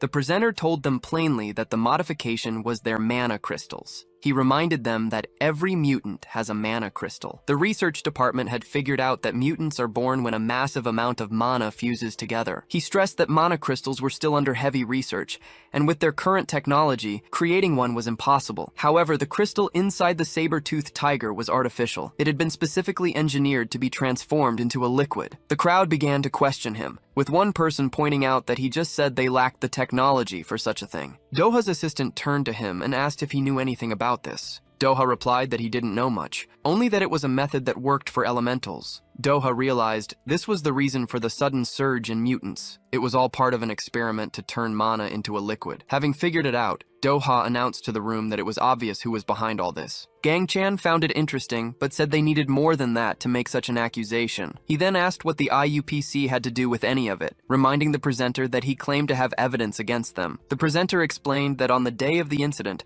several suspicious people were spotted inside the MA. He said they had drone footage of these individuals, and facial recognition had identified one of them. The man on the screen was Ma-Sung Lim, 33 years old, and believed to be a manager at the IUPC. The presenter added that up until 4 years ago, Ma-Sung Lim had been a researcher in the magical engineering department, but he was dismissed for causing disturbances. Gangchan repeated the word, disturbances, and asked what exactly Ma-Sung Lim had done. The presenter explained that the records showed he stole a mana crystal from the research center and performed illegal experiments on humans. Based on all the evidence, the association had identified Ma-Sung Lim as their main suspect. To capture him as soon as possible, they were officially asking all the guilds present for their help. Sometime after the meeting, the scene changed to a bus stop where Jae-hoon was waiting. As he stood there, he overheard a few people nearby talking about his clothes and commenting on how handsome he was. Someone nearby asked if he was a hero, but another person scoffed, wondering why a hero would ever take the bus. Jae-hoon ignored them, busy texting on his phone. He wondered why she wasn't replying to his messages. He really needed to talk to her. He thought about his offer to Yuri. He still hadn't heard back. But maybe it was time to tell Siha he wanted to recruit her too. Even without his abilities' insight, he knew someone like Yuri would be a huge asset to the guild.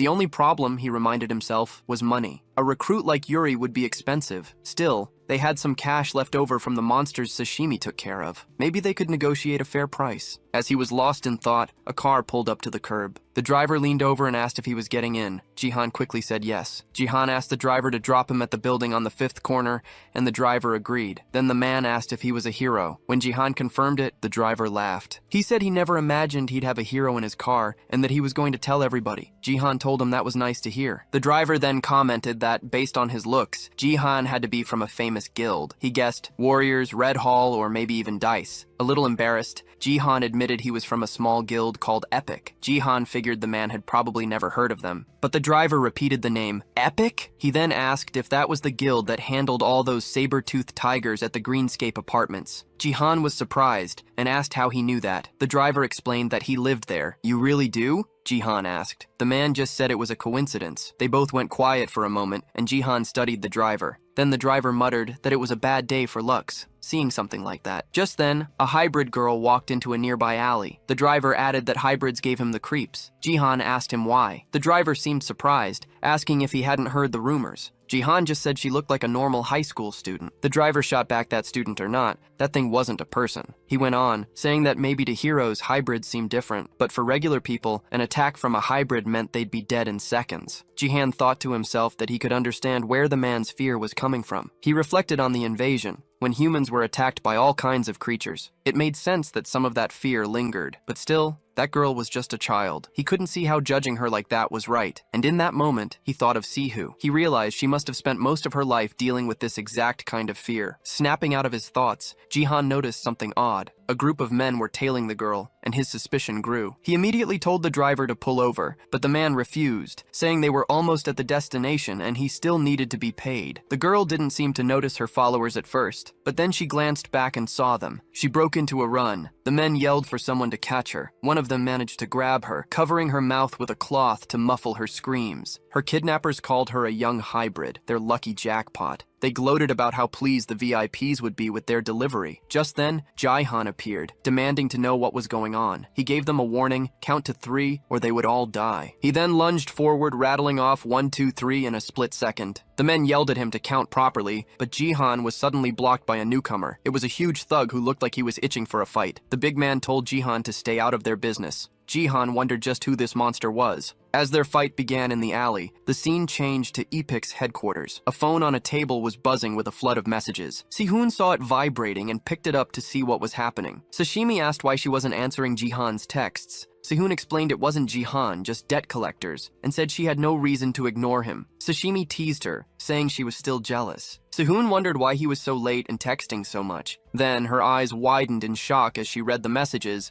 They were about a kidnapping. The view cut back to Jihan in the alley. The kidnappers held the hybrid girl while the big thug stood in Jihan's way. Jihan asked if he was with them, warning that if he moved aside, he could walk away clean. But the thug cut him off, telling him to move. He then charged at Jihan, yelling that it was time to die. Jihan knew instantly that talking to this guy was pointless. The thug foolishly announced that the hero was gone. In a flash, Jihan was behind him. "The hero you're looking for," he said, "is right here." The thug spun around, claiming the hero was already dead. He swung a rock at Jihan's head, but Jihan blocked the attack just in the nick of time. A strange energy started radiating from the bulky thug. Jihan realized it must have been a mana-infused attack, otherwise, his block wouldn't have worked. He briefly wondered if this muscular guy could also be a hero. The other thugs started loading the girl into a van. Jihan was trying to figure out how to stop their escape when the big guy readied a punch, warning him not to look away. Jihan quickly hopped aside, dodging a rock the thug threw at him. Jihan thought about how he wanted to avoid damaging the neighborhood since it was a civilian area, but it seemed he had no choice. He'd have to use another 1% of his power. Just as he planned to take the guy down in a single blow, someone else showed up and told them to stop. This newcomer said he couldn't let them tear up the alley. He told Jihan he was lucky they were in a rush, because they normally kill all witnesses. Jihan asked if everyone there was part of the same crew, but the white-haired man turned to his partner,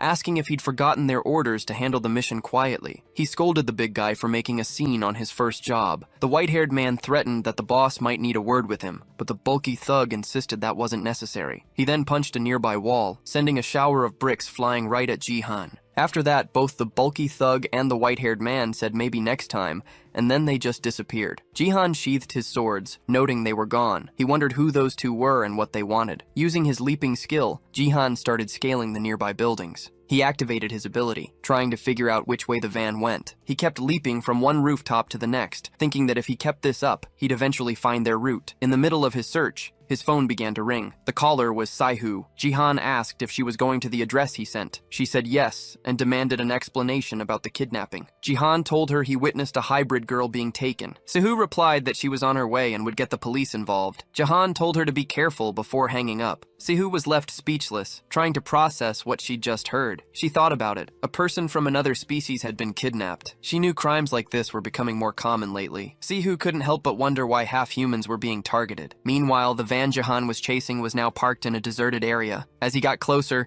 he muttered that he'd finally found them. Moving in, Jihan confirmed it was the right vehicle. When he got right up to it, he saw one of the thugs asleep inside, apparently waiting for the others. The sleeping man was suddenly woken up by a sharp knock on the window. Still half asleep, the man mumbled, asking if they were already done. The one at the window was Jihan. The guy scrambled for his phone, shocked at how quickly Jihan had tracked them down. But Jihan just punched straight through the glass and snatched the device. Holding the phone, Jihan looked irritated and asked if the man hadn't heard him knocking. He told the guy to stop waiting around and get out. The man nervously asked if Jihan was a hero, insisting he could explain the whole situation. Jihan told him they would talk once he was out of the vehicle. Then Jihan hoisted the man into the air, declaring that he was the hero who discovered this crime scene. That meant the man's life was in his hands, and this was his final chance. Jihan demanded an explanation, but the overwhelmed man could only mumble. The scene changes to the inside of a warehouse, where several people were hooded and bound. The sound of approaching footsteps filled them with fear. A man in a suit walked in carrying a large bag. He set it down before another person, whose face lit up with delight. A bald man with a scarred head asked if that was today's delivery. The other man confirmed it was, saying it was the half-human cat girl their client had ordered. As soon as they ripped the tape from her mouth, she started screaming, begging them not to kill her. One of the men just laughed, remarking that she had some fight in her. She immediately offered them everything she had, pleading for her freedom. The bald man asked just how much money she was talking about. When she said it was around 2 million won, he scoffed, saying it was nowhere near enough. She explained it was everything she'd saved after weeks of work. The bald man noted that she must have worked hard for it. He looked at the girl and said he didn't like repeating himself, but her money meant nothing to him. He explained that he stood to make 900 million won from selling her. Her buyers, he revealed,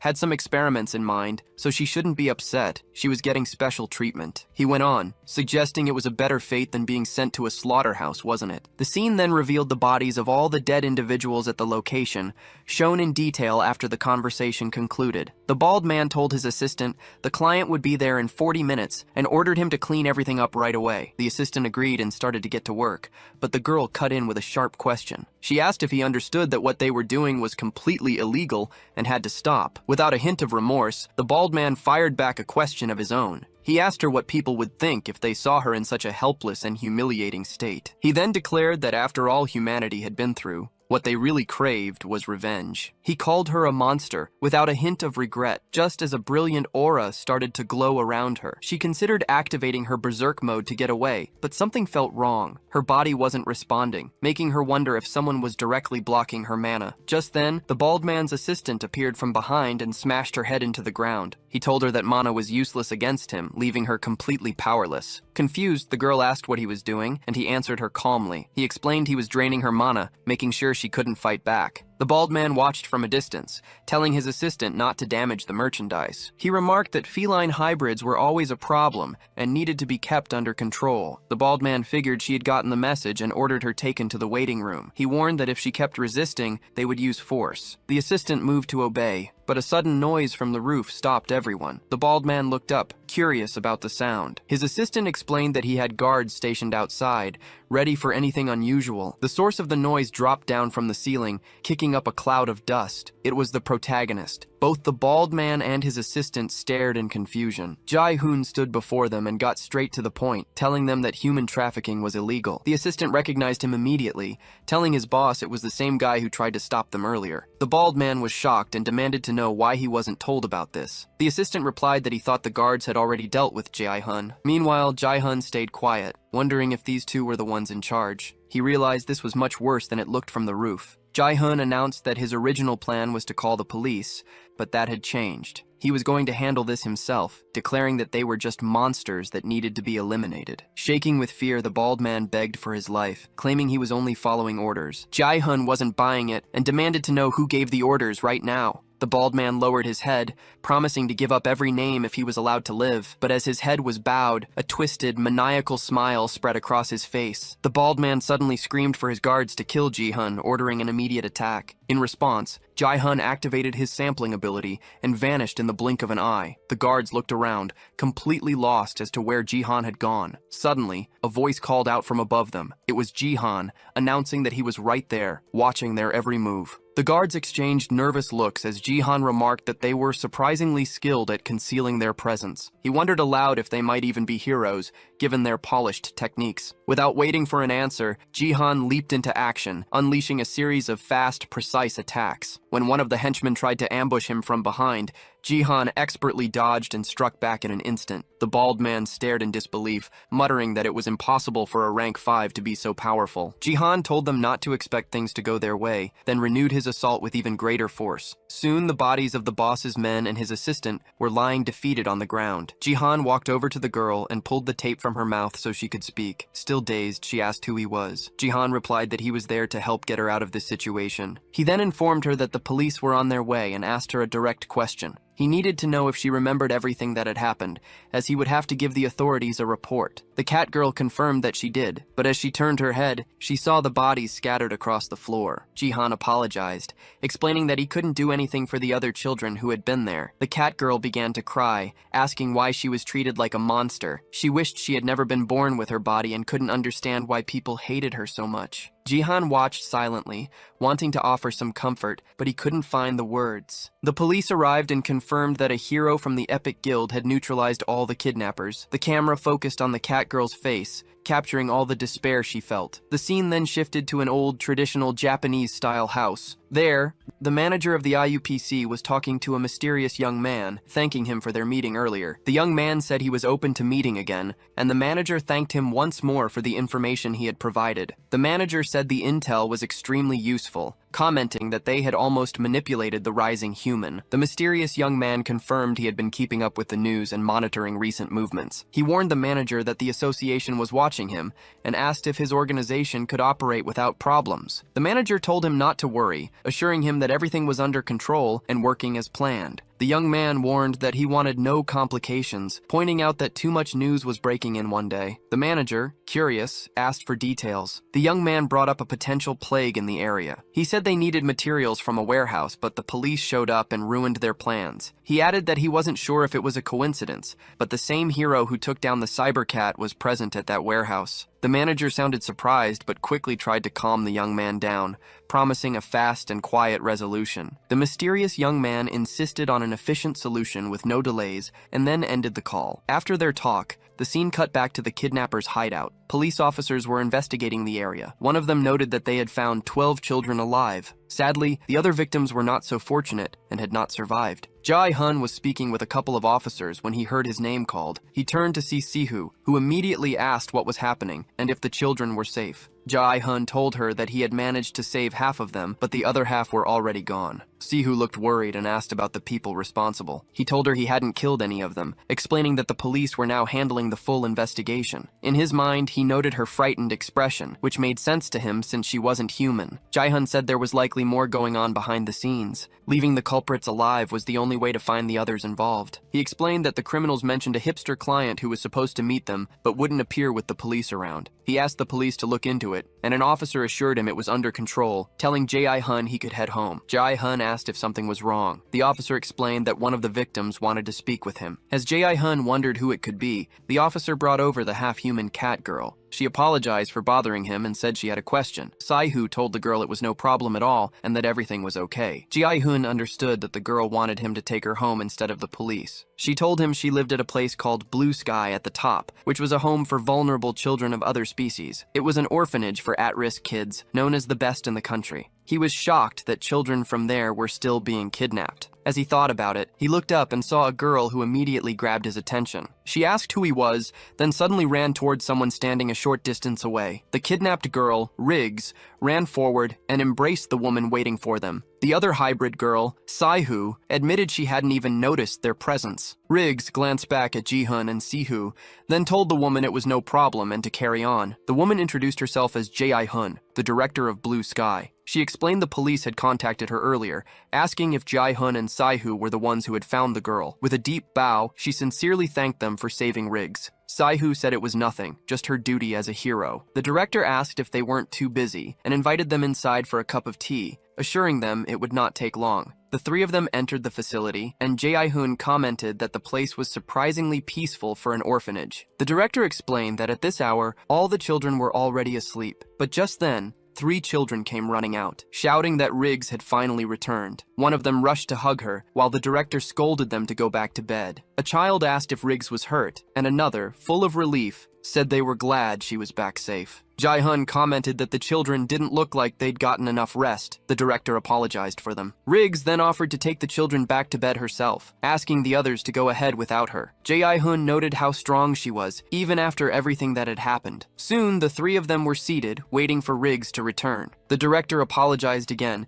explaining that children these days are very energetic. Jae-hun replied that it was refreshing to see children just being themselves, without any restrictions. The director, looking downcast, admitted she had carelessly mentioned the kidnapping to the police. Because of this, she explained, all the children had stayed up waiting for an explanation. Jae-hun seized the opportunity to ask if any other victim besides Riggs had been taken from the orphanage. With a relieved smile, the director replied that Riggs was the only one involved in the incident. She lamented that other facilities had not been so lucky. Hearing this, Jae-hun became visibly shaken and asked if there had been similar cases in the past. At that moment, someone entered, apologizing for interrupting their conversation. Jae-hun turned to see who it was. A red-haired woman walked in, bringing 3 cups of tea for the group. The director thanked a woman named Leela for staying up late to help. Leela replied that it was not a problem since it was her responsibility. She quickly glanced at Jae-hun and asked the director if these were the people she had mentioned earlier. The director confirmed they were, and Leela bowed, thanking the 2 heroes for saving Riggs. The director then commented that Leela had also gone through something similar. 4 years ago, 2 children faced the same situation, but only Leela survived. Jae-hun quickly apologized for overhearing their talk.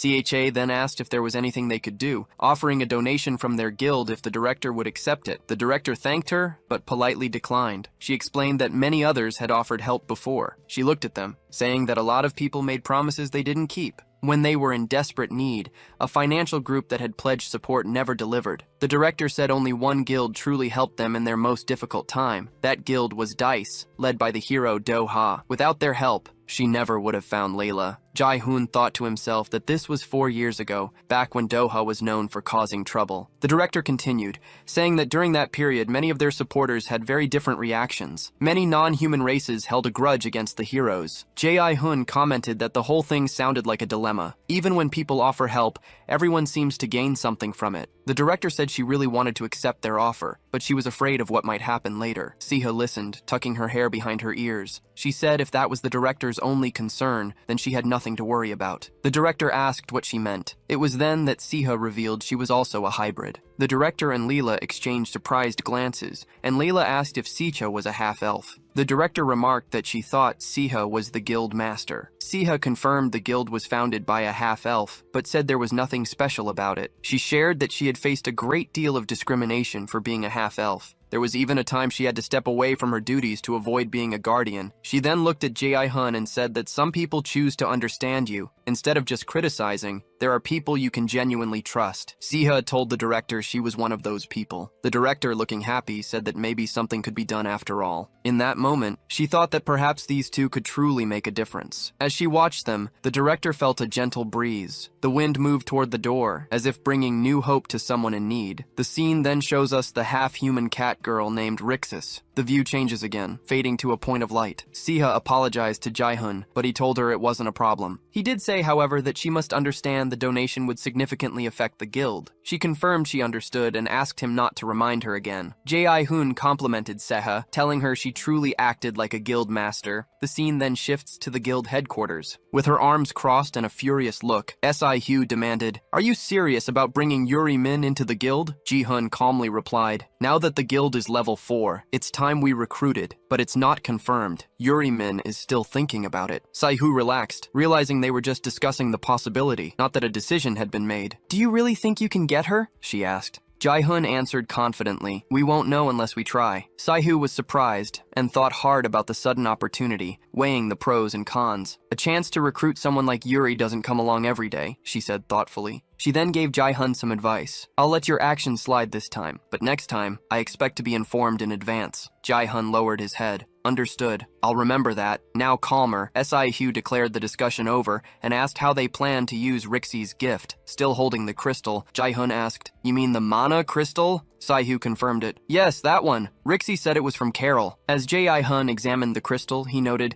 "This is much denser than the mana crystals we usually find." He continued, "We could just give it to Silf, but I want to learn something from this." Curious, Si-hyu asked, "What kind of opportunity are you talking about?" Ji-hun gave a calm smile. "It will present itself soon." He then began to summon Silf, but his tone grew serious. "Where are you going? Why did you suddenly hide?" Holding Silf in his hands, he said, "We're in an office. There's no reason to hide." Visibly irritated, Silf let out a high-pitched sound that echoed in the room, making her annoyance clear. Ji-hun, growing impatient, told her to calm down, saying her behavior was giving him a headache. Watching the scene, Si-hyu wondered when Jae-hoon had started talking to Silf that way. It reminded her of her mother, who shared a similar closeness with the spirit. Jae-hoon pointed to the mana crystal. "You like these, don't you? Take a look." Silf darted toward the crystal, ready to devour it. But Jae-hoon blocked her with his hand, saying firmly, "Not so fast." He sounded frustrated. "You did the exact same thing last time. I was so embarrassed when you did that." Holding Silf, he added, "If you keep this up, you won't get the mana crystal." Silf made a small noise, as if to apologize. Jae-hoon then began giving orders. His first command was for Silf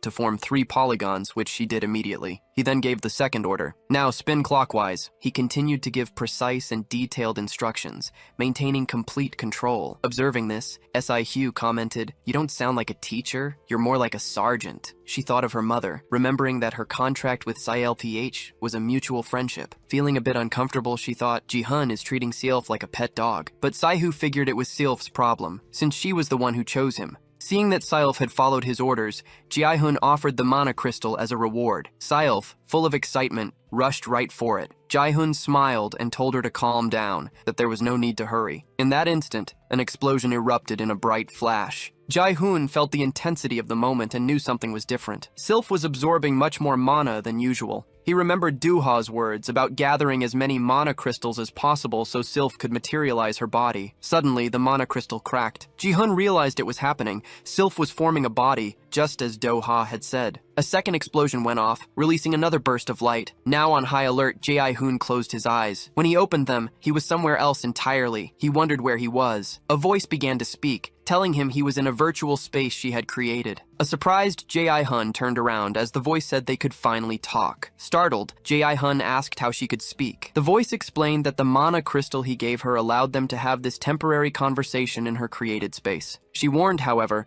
that she couldn't maintain it for long and would have to be brief. Jae-hoon wondered why he was brought to this place so full of mana. The voice revealed that they were being pursued. Just as she had used the crystal to restore her strength, the people chasing them were doing the same. She warned Jae-hoon to be wary of those around him, especially the ones he trusted most, because they had the most to hide. Jae-hoon asked if one of his trusted allies was a traitor. The voice replied that she wasn't certain, but that he would find out for himself. She then told him to protect Si-hyu at all costs. This was Erna's will, and the only reason he was chosen as a successor. Confused, Jae-hoon asked for a clearer explanation, but the voice insisted he would understand in time. As the crystal ball nearly shattered, she promised they would meet again at the right moment. When Ji-hun returned to where he was in shock, clearly shaken by what he had just been through. He was crying while holding Si-hu's arm. Si-hyu asked if he was okay, and if he thought he'd never wake up. Still dazed, Jae-hoon replied that he had just met Silf. A confused Si-hyu asked what he meant by that. At that moment, an energy began to glow again. The two of them looked on, realizing that something had changed. The aura and the light it gave off were different. They both began to think that Silf was now something else entirely. The scene then shifts to the UPC in Korea, where 3 people are present. One man was busy with some equipment near a test rad. The 2 men who had fought Jihan in the alley, now identified as 015 and 013, stood by as a vial of liquid was poured onto the rad. The researcher remarked that their last kidnapping attempt was a total failure. Because of it, they had lost their main base and the trust of their business partners. He demanded to know who should be held accountable for the disaster. As the rad began to transform, 015 spoke up, making it clear that his only task had been to provide an escort. He explained they avoided a direct fight with the hero because they were afraid of exposing themselves. The researcher, visibly frustrated, asked if they were seriously concerned about that. He questioned if those were really their excuses for being defeated by a single hero. With a stern look, the researcher told them this was not the reason they were created. He warned that he would not repeat himself. As the tension thickened around 015, the distressed researcher ordered them to bring in the hunter from the old days. The 2 agents immediately agreed and prepared to carry out the order. Suddenly, someone ran into the room, announcing that there was a problem. The researcher, concerned, asked what had happened. The person reported that heroes were invading the location. She informed him that the Dice Guild had arrived and was arresting everyone in the office. 015, who had been silent, stated that this had to be a direct order from the association. He commanded everyone to be gathered immediately. The scene shifts to a person knocking on a door. Bang appears and asks if Doha called for him. Doha says he heard everything that went down in the rank 4MA area and acknowledged that Bang's platoon had managed to save the day. Bang commented that by the time he arrived, the mutants were almost completely defeated. In response, Doha told him there was no need to be so modest. With that, Doha said he had another task for him, and Bang asked if it was another MA. Doha replied that it was not. He explained that he needed Bang to arrest the IUPC manager, a man known as Massoing Lim, along with all his employees. Bang, acting cautiously, questioned whether the Department of Hero Associations had authorized the arrest. He warned that without authorization, it would only cause more problems for the Dice Guild. Doha, determined, insisted they had to take the risk, saying they would never be able to capture them otherwise. He also revealed the most important piece of information, that there was a mole within the association. A confused Bang asked if he meant a traitor was collaborating with the IUPC. Doha confirmed it, and linked the mole to the recent increase in cases where heroes were involved in dark accidents. He emphasized that he saw no benefit in making pacts with other guilds. He warned Bang to be cautious, as he had a very bad feeling about all of this. The scene then shifts back to Bang inside the headquarters. A few of the detained people begged to be let go, insisting they were innocent. Bang was lost in thought, mulling over what Doha had reported about the criminal activity. He looked around and saw that none of them seemed like any real danger. Just then, Kim Han-sok showed up. He said he'd checked them all and confirmed they were just ordinary civilians. Bang asked if they had found Massoing Lim yet. That's when one of the captured men started talking,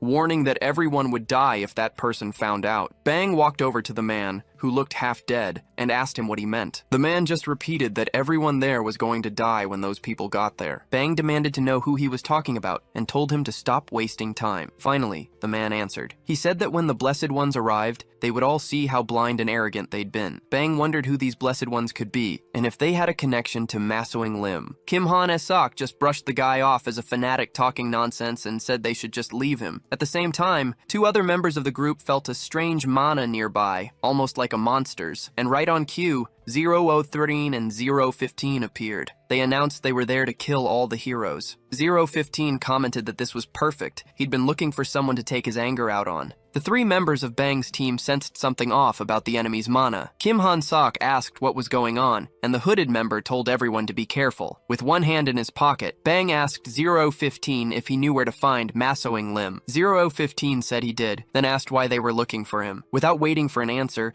015 rushed the group, shouting that they'd all become empty shells anyway as he attacked. Just then, monstrous larvae started crawling out from around 015. The woman on the team drew her sword, activating her blue dragon wings slash ability. All of a sudden, a scream cut through the air. She knew something was wrong. The larvae were now attacking the other people allied with the manager. She couldn't understand why the creatures were attacking their own side, and thought about how strange 013 and 015 were acting. 0113 suddenly appeared and punched her in the head, telling her he would save her and to just wait. She turned, angry at herself for getting distracted. At the same time, 0013 unleashed a powerful attack, and energy exploded across the area. 0013 casually noted that the hero had managed to block his attack. The hooded member saw an opening and yelled that this was his chance. Just then, Kim Han-sok appeared from above, slamming a flying kick right into 013's head. The kick landed perfectly, driving 013's head straight into the ground. The three team members stood there, watching 013's motionless body. 015 wondered aloud if they'd actually beaten him, admitting that the Dice Guild's rank 3 squad was strong. But even then, 015 said it didn't matter, because Masoing Lim had already gotten away. In a flash, Bang was right beside him, staff in hand and moving faster than before. Bang asked if 015 really thought he had time to be distracted. Bang swung his staff, but 015 barely managed to dodge. Still, 015 couldn't understand how Bang was moving so fast. The next thing he knew, 015 was on the ground with a part of his body missing. 015 muttered that the report on Bang had been wrong, that he was incredibly strong. Bang told him it was a rookie mistake to let his guard down around an enemy. Even a single second was all it took. Bang turned and asked if the others had captured 013. He said that was enough for one day, and ordered them to take the injured, along with the 2 captives, back to the Dice Guild. But 015 just laughed loudly and mocked Bang, saying he talked a big game about staying on guard, but was now ignoring his own advice. Bang was stunned that 015 was still conscious, just as 0013 started to get back on his feet. 015 impatiently asked 013 how much longer he planned to be on the ground,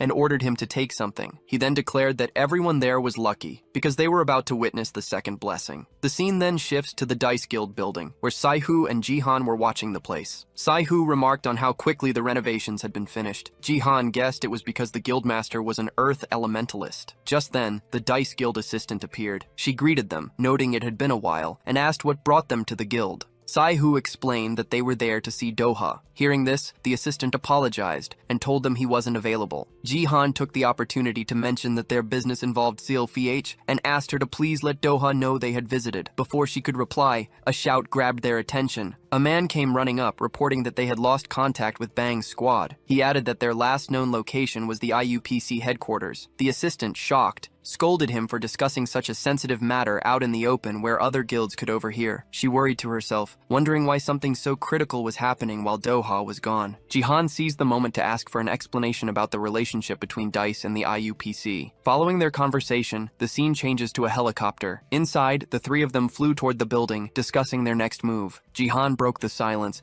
asking if they had invaded the IUPC. In a serious tone, the assistant revealed that what she was about to share was highly confidential. She explained that weeks ago, the Hero Association had ordered all guilds to cooperate on a joint investigation into the IUPC. She named Masoing Lim as the main person of interest in the operation. The plan had been discussed among South Korea's 6 largest guilds and was set to begin in the next few days. Sai-Hu asked why the Dice Guild decided to act alone if it was a joint effort. The assistant clarified that Doha doesn't trust the other guilds, believing that such operations often lead to unnecessary conflict. Because of this, the Dice Guild chose to act on its own and began the investigation ahead of the official plan. She admitted that Bang's squad was sent to invade the building, but they had lost all contact. At this, Sai-Hu pointed out that they couldn't send another squad without exposing the guild. The assistant lowered her head, agreeing that they had no other options. That's when Jihan interrupted, telling them they could leave it to him. Jihan argued that his guild was perfect for the job, since it was small and no one would suspect them. With just the 2 of them, getting into the IUPC base would be much easier. He opened the helicopter door and then paused, causing Sai-Hu to stop as well. Deep in thought, Jihan figured this was the perfect chance to test Silf's new abilities. He called to Sai-Hu and told her to use her levitation skill again. Confused, Sai-Hu asked if he wanted her to jump from a high place again. Jihan simply replied that there was no time to think, and then he jumped. She asked for a moment to get the spell ready. The scene then cut to the inside of the IUPC headquarters. Someone was lying on the floor, which was covered in ketchup. Bang leaned against a wall and spat out some ketchup, wondering what had happened and if he had passed out. He tried to see if everyone was okay, but then he saw something awful. Bang's squad had been completely destroyed. After the fight with 015 and 013,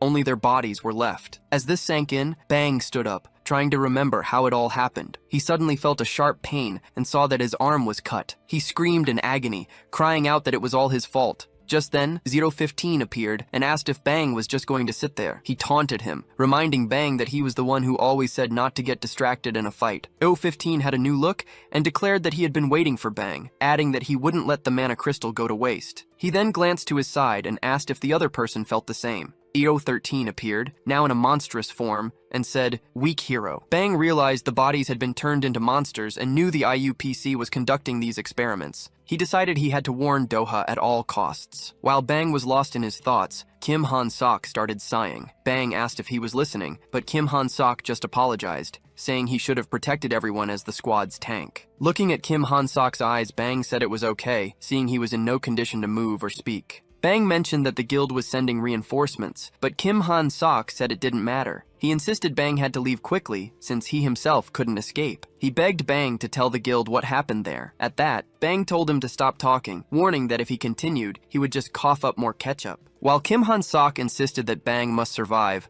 the gorilla known as 013 delivered a powerful punch. Ketchup splattered everywhere as Bang watched the horrifying scene. The gorilla began calling for the heroes. Bang stood up in a rage, calling them bastards and vowing to take them both down. However, as he spoke, 013's hand came right for him. Bang took a direct hit and was slammed into the wall with enough force to hear his bones breaking. 015 and 0013 remained standing. 0015 commented on how tragic the situation was. He told 0013 not to kill Bang, as he wanted to bring him to the manager. At that moment, a voice declared from the background that no one was leaving. It was Jihan and Sai-Hu who had arrived. Bang stared, asking Jihan what he was doing there. He yelled that they needed reinforcements and urgent medical care for his team. Jihan simply took in the scene, realizing nothing more needed to be said. 013 charged straight for Jihan, shouting about taking his head to the manager. 015 warned him to stay back and be careful. Jihan told Sai-Hu he would handle this by himself, and she asked if he was really sure he could. As he gathered power in his hand,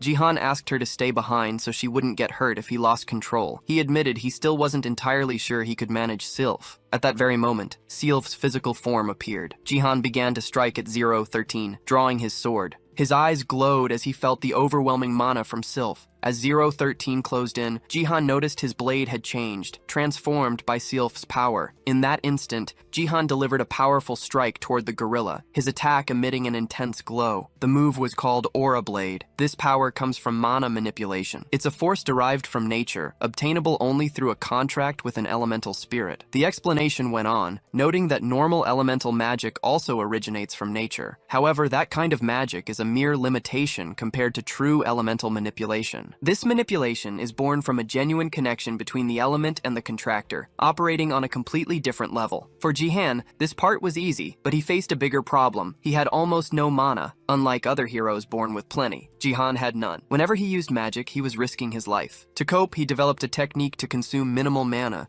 which made his fighting style resemble swordsmanship more than powerful magic. But things had changed. Silf had evolved, allowing her elemental form to take a physical shape. With this, Jihan could draw additional mana directly from the elemental instead of using his own. He had surpassed his previous limits and become a true wind elementalist. In the next scene, 015 covered his face as dust filled the area. He couldn't understand how Jihan defeated 013 with a single blow, especially in his powerful form. 013 lay on the ground, his body split, calling for the hero and saying he must be eliminated under the manager's orders. Jihan observed 013 and noticed a purple glow coming from his mana, which resembled the mutants. He deduced that their bodies were likely fused with mutant elements. Jihan then turned to 015 and recalled that he had mentioned crossing paths before in the alley during a small confrontation. He admitted that back then, he couldn't have defeated 015, but warned that this time it would be different. Jihan summoned Silf and gripped his sword, advancing towards 015. He declared that, one way or another, he would uncover everything about what 015 is and what he's planning. 015, terrified, realized Jihan was too strong, and fighting him would be suicide. He recalled Mesoing Lim's orders to bring back Jihan's head, and knew returning empty-handed would have severe consequences. Looking back, 015 saw the fallen body and started thinking of how he could use it. 0-15 sent his larvae swarming toward the fallen body, taking control of it in an instant. Now holding Bang captive, 0-15 asked Jihan if that man was important to him. An irritated Sai-Hu pointed out the obvious, telling Jihan that Bang was now a hostage. A smug grin appeared on 015's face as he threatened to snap Bang's neck at the slightest wrong move. Jihan, sword at the ready, said he couldn't allow that. Then, he lowered his weapon and made a proposal. If 015 released Bang, he and Sai-Hu would back off. 015 was satisfied, celebrating to himself how easy it was to manipulate heroes. Just put one of their own in danger, and they crumble. He figured Ma Soing-lim already knew what was going on, and that backup would be there in minutes. But while 015 was distracted, Ji-han suddenly appeared right in his face. Ji-han couldn't believe he'd fallen for such an obvious trap, and he immediately attacked the larvae controlling Bang. Furious, 015 called Ji-han a bastard. Ji-han just replied that he never expected 015 to be so gullible. Ji-han then launched a direct assault on 015. Sliced in two, 015 couldn't understand how it happened. He was just about to enter his second phase. As the creature made strange noises, Ji-han walked up, pointed his sword at its head, and demanded answers. Ji-han asked what the IUPC was planning, who Ma Soing-lim was, and where he could be found. Sweating, 015 admitted he finally understood why Lim saw Ji-han as such a threat. He tried to convince Ji-han to leave the Hunters Association and join them, saying other heroes had already received Ma Soing-lim's blessing. 015 added that as a wind elementalist, Ji-han would become even more powerful with the blessing, but Ji-han cut him off, saying he wasn't interested and demanded to know the IUPC's real goal. 015 just laughed, called Ji-han naive, and said the boss's plan was already in motion. Everyone would find out soon enough. Meanwhile, Sai-hu was tending to Bang's injuries. She tried to see if he could hear her as he mumbled in pain. Bang asked if she was from Epic and why she was there. Sihu explained that Doha's assistant had sent her. Bang was frustrated, saying the whole situation was embarrassing since he had been the one to evaluate both of them. Sihu told him not to move or talk, warning that she'd only managed to stop the bleeding for now. He still tried to ask if they had defeated one of the enemies. Sai-hu told Bang not to worry, that Ji-han had taken care of one of them. Hearing that, Bang asked what she meant. Bang suddenly felt a huge surge of mana coming from one of the bodies. He warned her that one of them was still alive, but as he focused, he realized the mana was unfamiliar and far stronger than anything else there. Just then, a figure appeared right behind Ji-han. Ji-han reacted instantly, swinging his sword as he wondered if there were more enemies, but his blade was stopped by a dagger. A woman's voice remarked that it was rude to raise a weapon against a lady. Ji-han was completely baffled, trying to figure out who this woman was. She told him she liked his style, that he was exactly her type. This only confused Ji-han more, since she had just blocked his aura-infused sword as if it were a toy. He took a step back, analyzing her. This was clearly no random person. The woman moved closer, calling him cute and praising him again. Then she asked if he wanted to be her boyfriend, promising she would take very good care of him. A surprised Ji-han replied, "No, thank you." His mind raced, wondering if she was another one of the IUPC's experiments. The woman sighed, saying it was a shame because she had really wanted him. Her attention then shifted to 015 on the ground. She commented that he would catch a cold lying there. 015 desperately pleaded for another chance,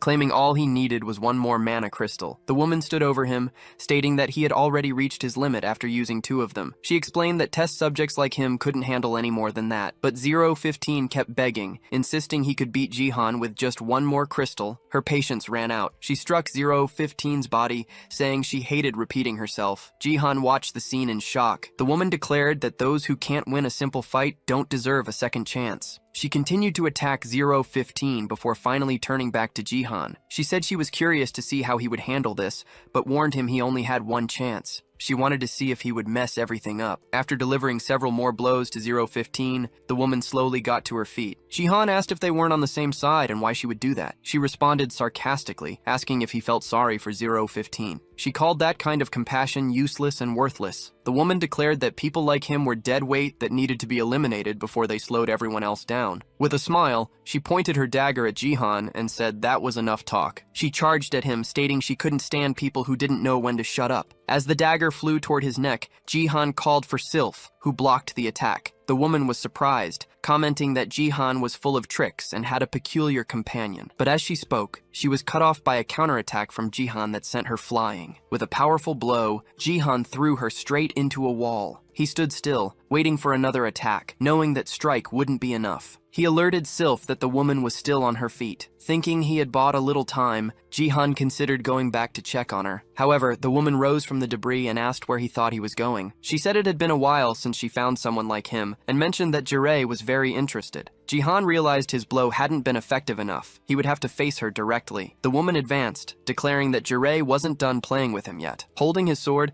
Ji-han asked Silf to imbue his blade once again. As she brought her weapon down in an overhead attack, she taunted Ji-han, asking what his next move would be. Ji-han swung his sword, trying to cut her in half, but something felt off. It was just an afterimage. As he looked for her, Jihan felt her presence right behind him, dagger raised. He managed to block the strike just in time, knowing that without his skills he would have been in real danger. He thought to himself that she fought just like an assassin. Jihan steeled his resolve, certain she couldn't dodge his next attack. Just then, a system window popped up, showing an 85% chance of success. But she left another afterimage behind, using it to escape downward. She had dodged him again. As Jihan considered this, he saw that her movements were completely erratic. The woman remarked that it was a close call. If she had been even a second slower, she would have ended up just like the other two. She knew Jihan had taken out 013 and 015. He realized that if he didn't stop her right now, she would become a serious threat later on. Weighing his options, Jihan chose to go with a final, decisive blow, thinking it was his only shot. The woman, prepared for the clash, noted that she'd never witnessed an aura like his before. She charged at Jihan, declaring that she would always be ready to fight him. Jihan, determined, announced he would destroy the entire area just to see how she'd escape this time. He launched a rapid series of attacks at her, but was cut short. The manager had suddenly appeared, ordering them to stop fighting at once. Both Jihan and the woman turned in shock. The manager explained he had only told her to evaluate the scene, not to start a battle. The man adjusted his glasses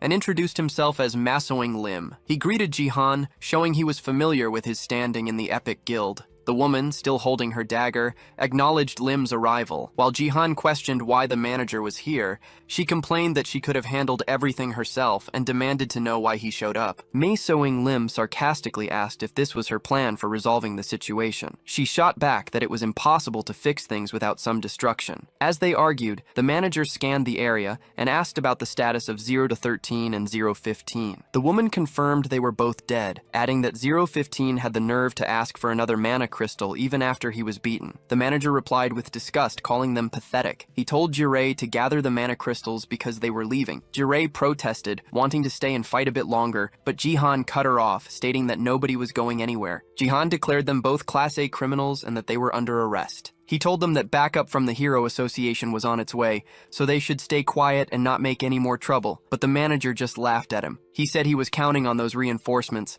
claiming it was all going according to his plan. The manager's smile twists into something psychotic as he lets out a malicious laugh. Suddenly, an overwhelming aura of mana explodes from him. The sheer weight of the energy forces Jihan to his knees. He gasps that no human should possess this level of power. Seeing Jihan on the ground, the manager explains his original plan. He wanted to lure the 6 major guilds in the area right to this spot, but, he says, the Dice Guild ruined everything by acting alone. Still, he considers it a partial success. A confused Jihan asks if the manager was always a mole in the association, insisting no member would ever approve of such an extreme plan. The manager confirms the association doesn't just follow his orders. Yuri then chimes in, telling Jihan he's more naive than she thought. She reveals the association has a traitor. Jihan is left stunned, trying to make sense of it all. The scene cuts to the office of the association's president. Inside, the general president, Jun Young, slams a paper down on his desk. He declares that the time has finally come. Jun Young walks out, locking the door behind him. Just then, a voice echoes through the room,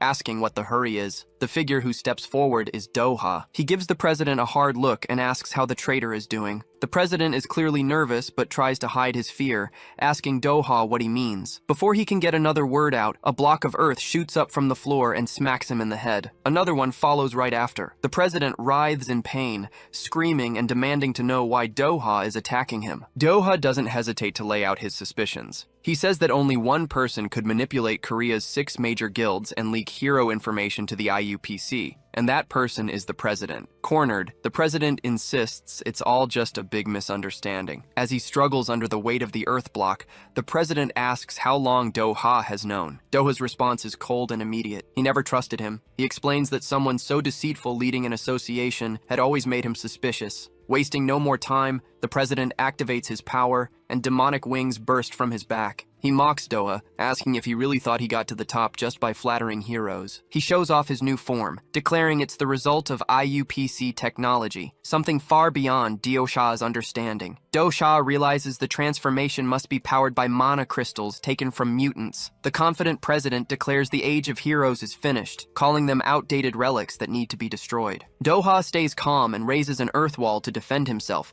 but the president smashes right through it, laughing at the effort. The president charges forward, calling Doha a mere Class 1 hero. Doha watches his opponent's destructive power carefully. He dodges a sharp attack and in one quick motion grabs the president's arm. Doha states that he never underestimates close-quarters fighting. Then, with a burst of strength, Doha dislocates the president's arm. The president let out a dramatic scream, but Doha knew it was just for show. Then, the president unleashed a horrifying ability called Dark Pulse, letting out a terrifying shriek. Doha felt the sheer force of the attack, which reminded him of the demonic wings. He understood that the president was no longer human. The blast tore through the surroundings, escalating the fight. As the dust settled, revealing a massive crater, the association president raised his hand in victory. He jeered at Doha, questioning if he was really as strong as his reputation suggested, and gloated about how the tables had turned. Full of himself, the president provoked Doha further, saying his guild members were crushed like bugs because of his poor leadership. He even hinted that Bang was in danger, trying to get under his skin. But as he was gloating, a steady voice cut him off. Doha appeared, completely unharmed,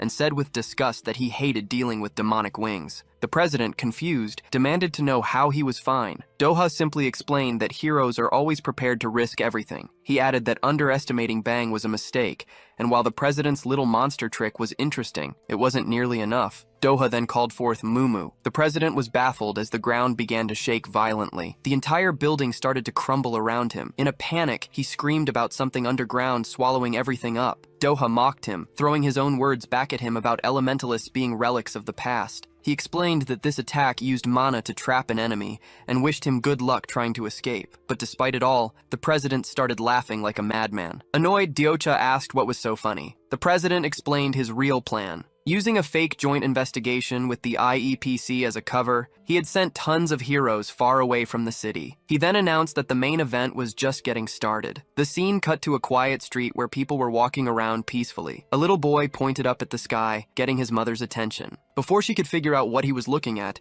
she felt a sense of dread, and a monster suddenly appeared. Chaos erupted as everyone started screaming for help. The mother threw herself over her child to protect him. In the middle of the panic, a heroine named Misoying arrived. She told the woman and her son that they were safe now and promised to protect them. Meanwhile, monsters started popping up all over the city, spreading fear. A giant spider chased after a group of civilians until a hero with a massive hammer showed up. He smashed the creature with a devastating move called Colossus Impact. Watching the chaos unfold, Kang Jin appeared, tired of just sitting around. He saw this as the perfect chance to make his move. The battle grew more intense as more monsters swarmed in and heroes fought to defend the city. Among them was the red-haired Guts, who launched a powerful strike against one of the creatures. As Guts fought, he wondered where all these monsters were coming from. He figured the IUPC must have planned it, taking advantage of the city while its main heroes were gone. But a surprise attack snapped him back to reality. Guts decided it didn't matter who was behind it. This was his chance to become a Class 1 hero, and he was going to take it. From a rooftop, the association's president watched the heroes mobilize, amazed at how fast they had gathered. Doha then explained that he had personally summoned the heroes who were outside the city. The president, shocked, asked how that was possible. Doha calmly replied that he had also dealt with the members at the IUPC base. At that moment, a figure appeared, levitating above the building. Doha revealed he had sent the person he trusted most to handle the situation. That individual, Baek Chong,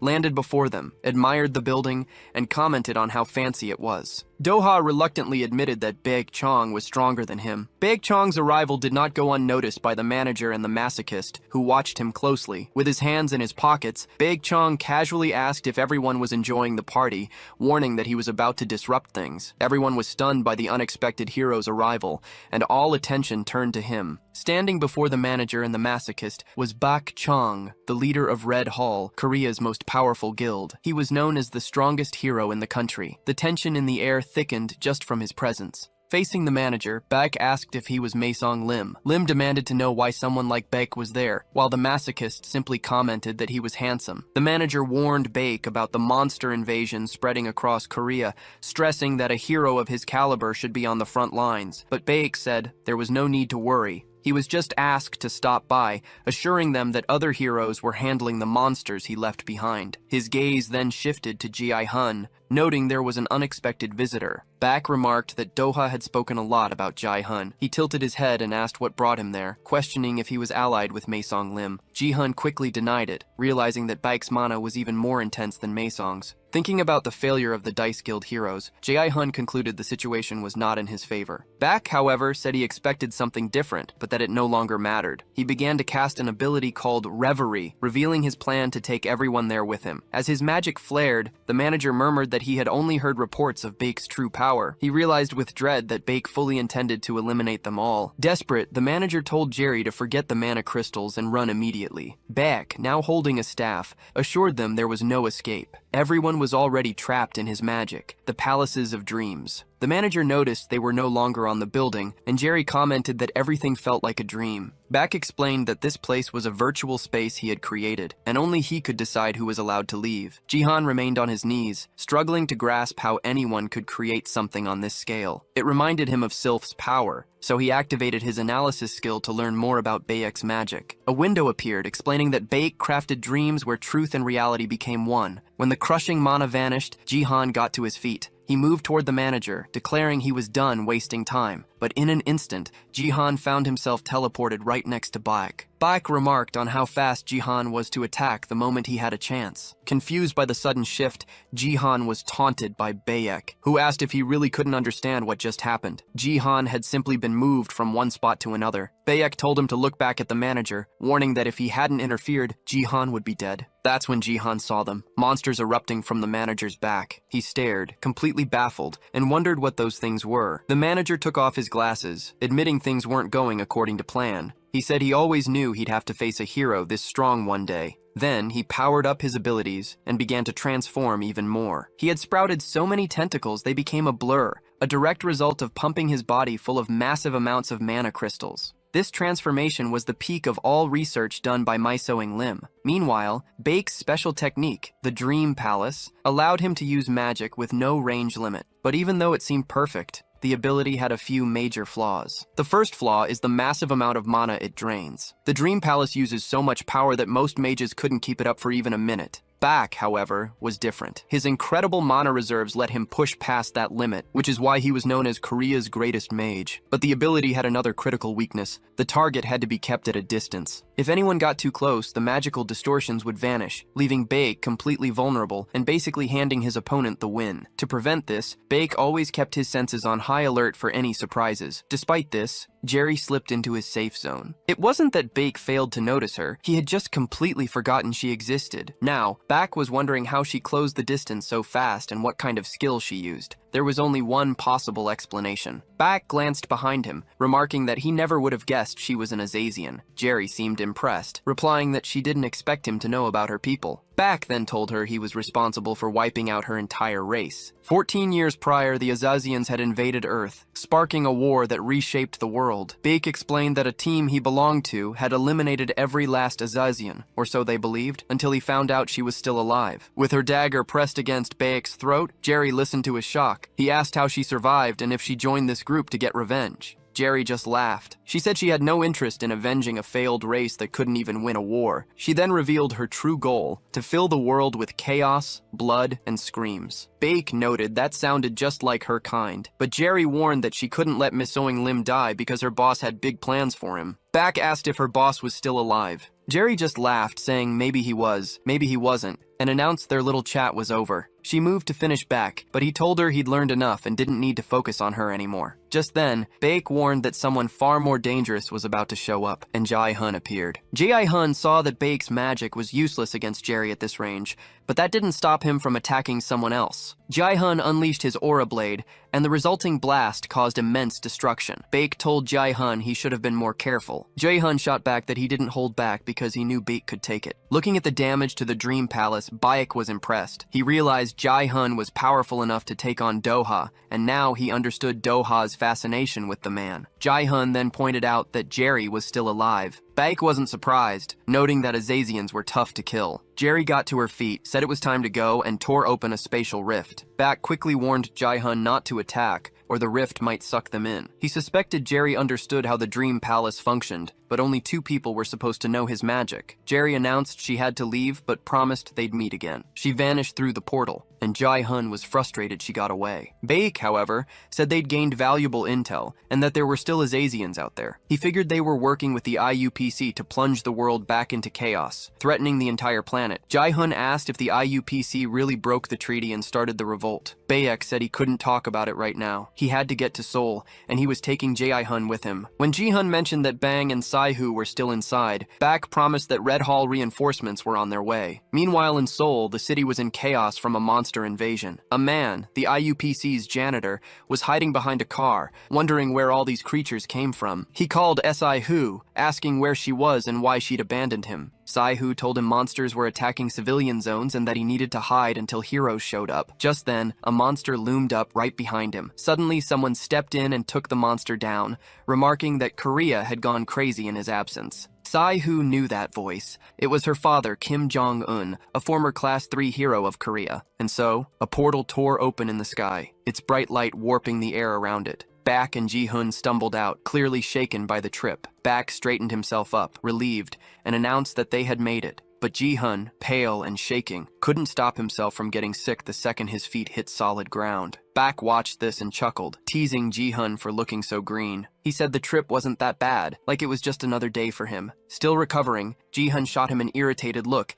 and snapped that the experience was awful. He said it felt like his body had been turned inside out, which only made Baek laugh harder. Once he finally got himself together, Ji-hun realized something was wrong. The air felt heavy and oppressive, and in the distance, the city's buildings were nothing but ruins. Ji-hun turned to Baek and asked where they were. With his arms crossed, Baek surveyed the ruined city and explained grimly that this was Seoul. It was a destroyed version of the city, a direct result of the IEPC's actions. Jae-hun's expression hardened instantly. Anger filled his voice as he demanded to know why anyone would do this. What could possibly justify such destruction? Baek, though just as furious, seemed more measured. He noted that the reports hadn't prepared him for how bad it was. Judging by the state of things, Baek warned they might run into creatures and would need to stay alert. Changing the topic, Baek asked if Jae-hun knew anything about the Hero Association's current status. He suggested they should find Doha at the Dice Guild to get information and make a plan. Jae-hun agreed, his mind on high alert. His skill window had already told him he would meet someone important here, so he remained on guard. As if summoned by the thought, a voice called out from behind them. It was Doha, who greeted them and said Jae-gyun had already explained everything. Doha added that they weren't the only ones he was expecting, and soon more people began to arrive. Jun Kong from the Warriors Guild and Na Seong from the Snowball Guild appeared a moment later. Jun Kong complained about the delay, but Na Seong seemed more interested, asking if the man with them was Jae-hun. Baek, ever the optimist, declared that at least they wouldn't have to go looking for the guilds now. Jae-hun, however,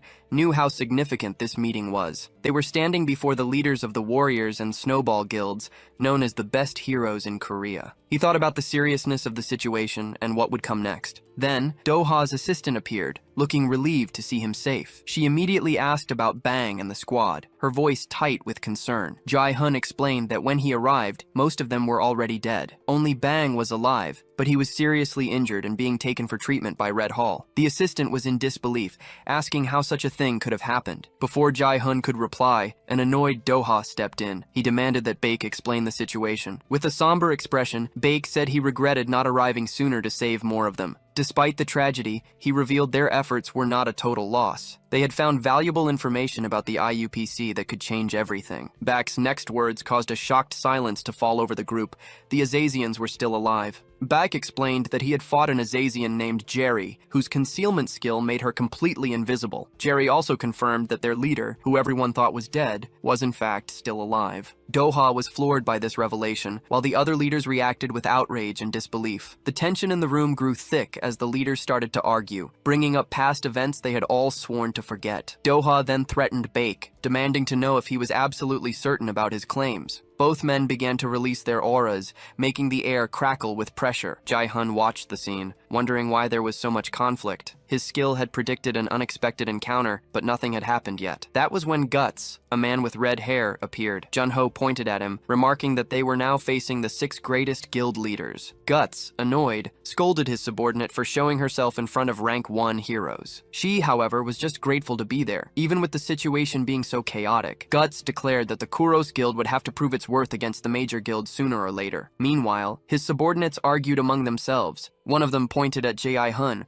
who was interacting with the guild leaders. Seeing Jae-hun brought back bitter memories for Guts, who recalled kicking him out of the guild on orders from his superiors. He had told Jae-hun it was for his own safety, but the real reason was much crueler. When confronted, Jae-hun had simply asked for the truth. Guts finally admitted that he considered Jae-hun useless and that his constant meddling was hurting the squad. Jae-hun calmly thanked him for his honesty and accepted the expulsion. Before walking away, he gave Guts one last piece of advice, telling him he would never reach rank 1, no matter how hard he tried. These words made Guts furious, and he started cursing Jae-hun. Just then, someone else arrived asking for him. It was Si-Hoo's father, who said he needed to find Ji-hun to discuss something important. After the tense discussion between the 6 generals of the great guilds, the scene changes. We now see people from the Red Hall arriving on site, armed with rifles. They wait, ready for whatever might happen, though they don't know what to expect. A few moments later, one of them announces they've found the person they were looking for. The target is a survivor from the Dice Guild. The leader orders his men to take the target safely. He then starts to wonder where the other person they were searching for is. He asks if there wasn't supposed to be a woman with him, questioning her whereabouts. Just then, magical threads shot out and trapped all 3 of them. As they tried to figure out what was happening, one of the men told the others to stay calm. He explained it was just a weak binding spell. He said their draining armor would make it a non-issue, but he couldn't help but feel the ability was very familiar. That's when Si-Ho appeared, demanding to know who they were and if the IUPC had sent them. One of the captured men, shocked, called out Si-Ho by name. She immediately asked how he knew who she was. In response, the man removed his helmet to reveal his face. He said he was surprised to find that their rescue target was none other than Si-Ho herself. He introduced himself as Yan Jing and reminded her they had studied together at the Hero Academy. The scene then shifts to Guts, Meso-ing, and Si-Ho's father. Guts confronts the older man, asking what a civilian is doing there. The man replied that he was just a civilian passing through and mentioned they had been talking about Jae-hun. Guts grew suspicious, questioning how he could be a civilian when the city had been closed for hours. He demanded the man explain his presence in a war zone and reveal his true identity. Si-Ho's father remarked that Guts was a bit aggressive but admitted he had a point. He then explained that he had no documents to prove who he was. At that moment, the cleaner from the Epic Guild stepped in. He asked everyone to wait, promising he would explain everything. He revealed that he manages Mongtang, a monster cleaning service partnered with the Epic Guild. Then he introduced himself as Ji-han Kim, the guild master's father. Sem Lim, recognizing him, said it was no surprise they looked so familiar. Juno asked if she knew who he was. Sem Lim replied that he was an absolute legend among mages. She explained that he was a hero who helped win the battle 10 years ago, but he later withdrew from the hero world to focus on his research. Sem Lim added that his name was known by every mage. A little flustered, Ji-han Kim admitted that while some details were exaggerated, the story was mostly true. SM Lim then bowed respectfully and asked for his autograph, calling it a great honor. The official handling Guts' equipment said that was all the proof he needed to believe Ji-han. Annoyed, Guts wondered why anyone would even want to talk to someone so famous. The tension thickened when Beck appeared out of nowhere. He remarked that Guts' deadly glare gave him chills and warned him he'd get wrinkles if he kept it up. Beck's sudden arrival shocked everyone. A confused Guts asked how Beck had shown up without anyone sensing his presence. Beck explained he'd been watching from a distance and saw they were just novice heroes from the Kiro Guild. He then turned to Ji-han Kim and demanded to know what he was doing in Korea. Ji-han greeted him, saying it had been a long time. With a suspicious glare, Beck noted that Ji-han hadn't been in Korea for years, yet showed up right as the country was in trouble. Ji-han explained he was there to handle family matters and hoped Beck would understand. Ji-han revealed it was the anniversary of his wife's death, and he had come to commemorate it with Si-Ho. Still wary, Beck used an ability and instantly appeared beside Ji-han, calling him an idiot for not telling him sooner. The others could only stare, wondering what just happened. Beck's tone softened as he said it had been too long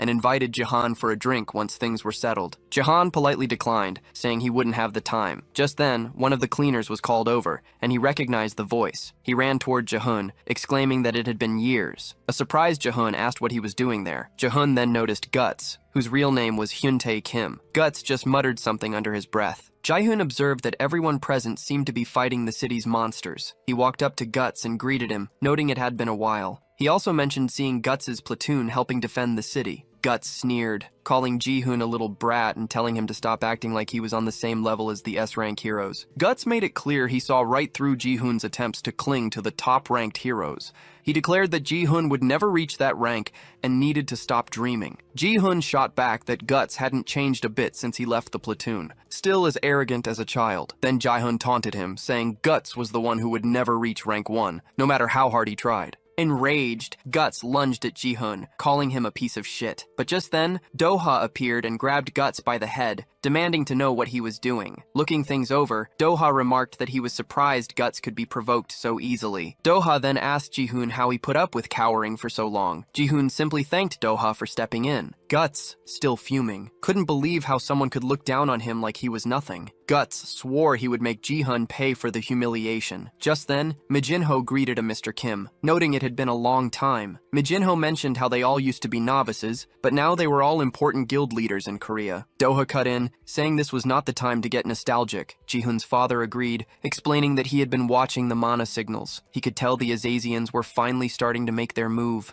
Ji-hun's father revealed he had been tracking their mana all over Japan, and Korea was not their only target. He warned that the entire world was getting ready for the Azazians' return, putting everyone on high alert. In a sad voice, Baek asked if they still did not believe what he had said. Ji-hun's father ignored the question, turning instead to Ji-hun and asking if he was truly him. Ji-hun confirmed his identity. Instantly, an information window popped up in front of him. It said he had found the person he was looking for, Ji-hun's father. Ji-hun wondered to himself why his power had led him to this man. Ji-hun's father then explained that Ji-hun had already filled him in on some of the details, and he thanked the group for stopping the IUPC's plans. He mentioned there was a lot to discuss, but it could wait. He then told Ji-hun and Sihu to stay out of what was coming next. Confused, Ji-hun asked him why. Sihu's father revealed the truth. The Azazians were targeting Silf and his daughter, Sihu. The scene suddenly shifted to a helicopter appearing in the distance. A voice came over a speaker, announcing their arrival and telling everyone to prepare for landing.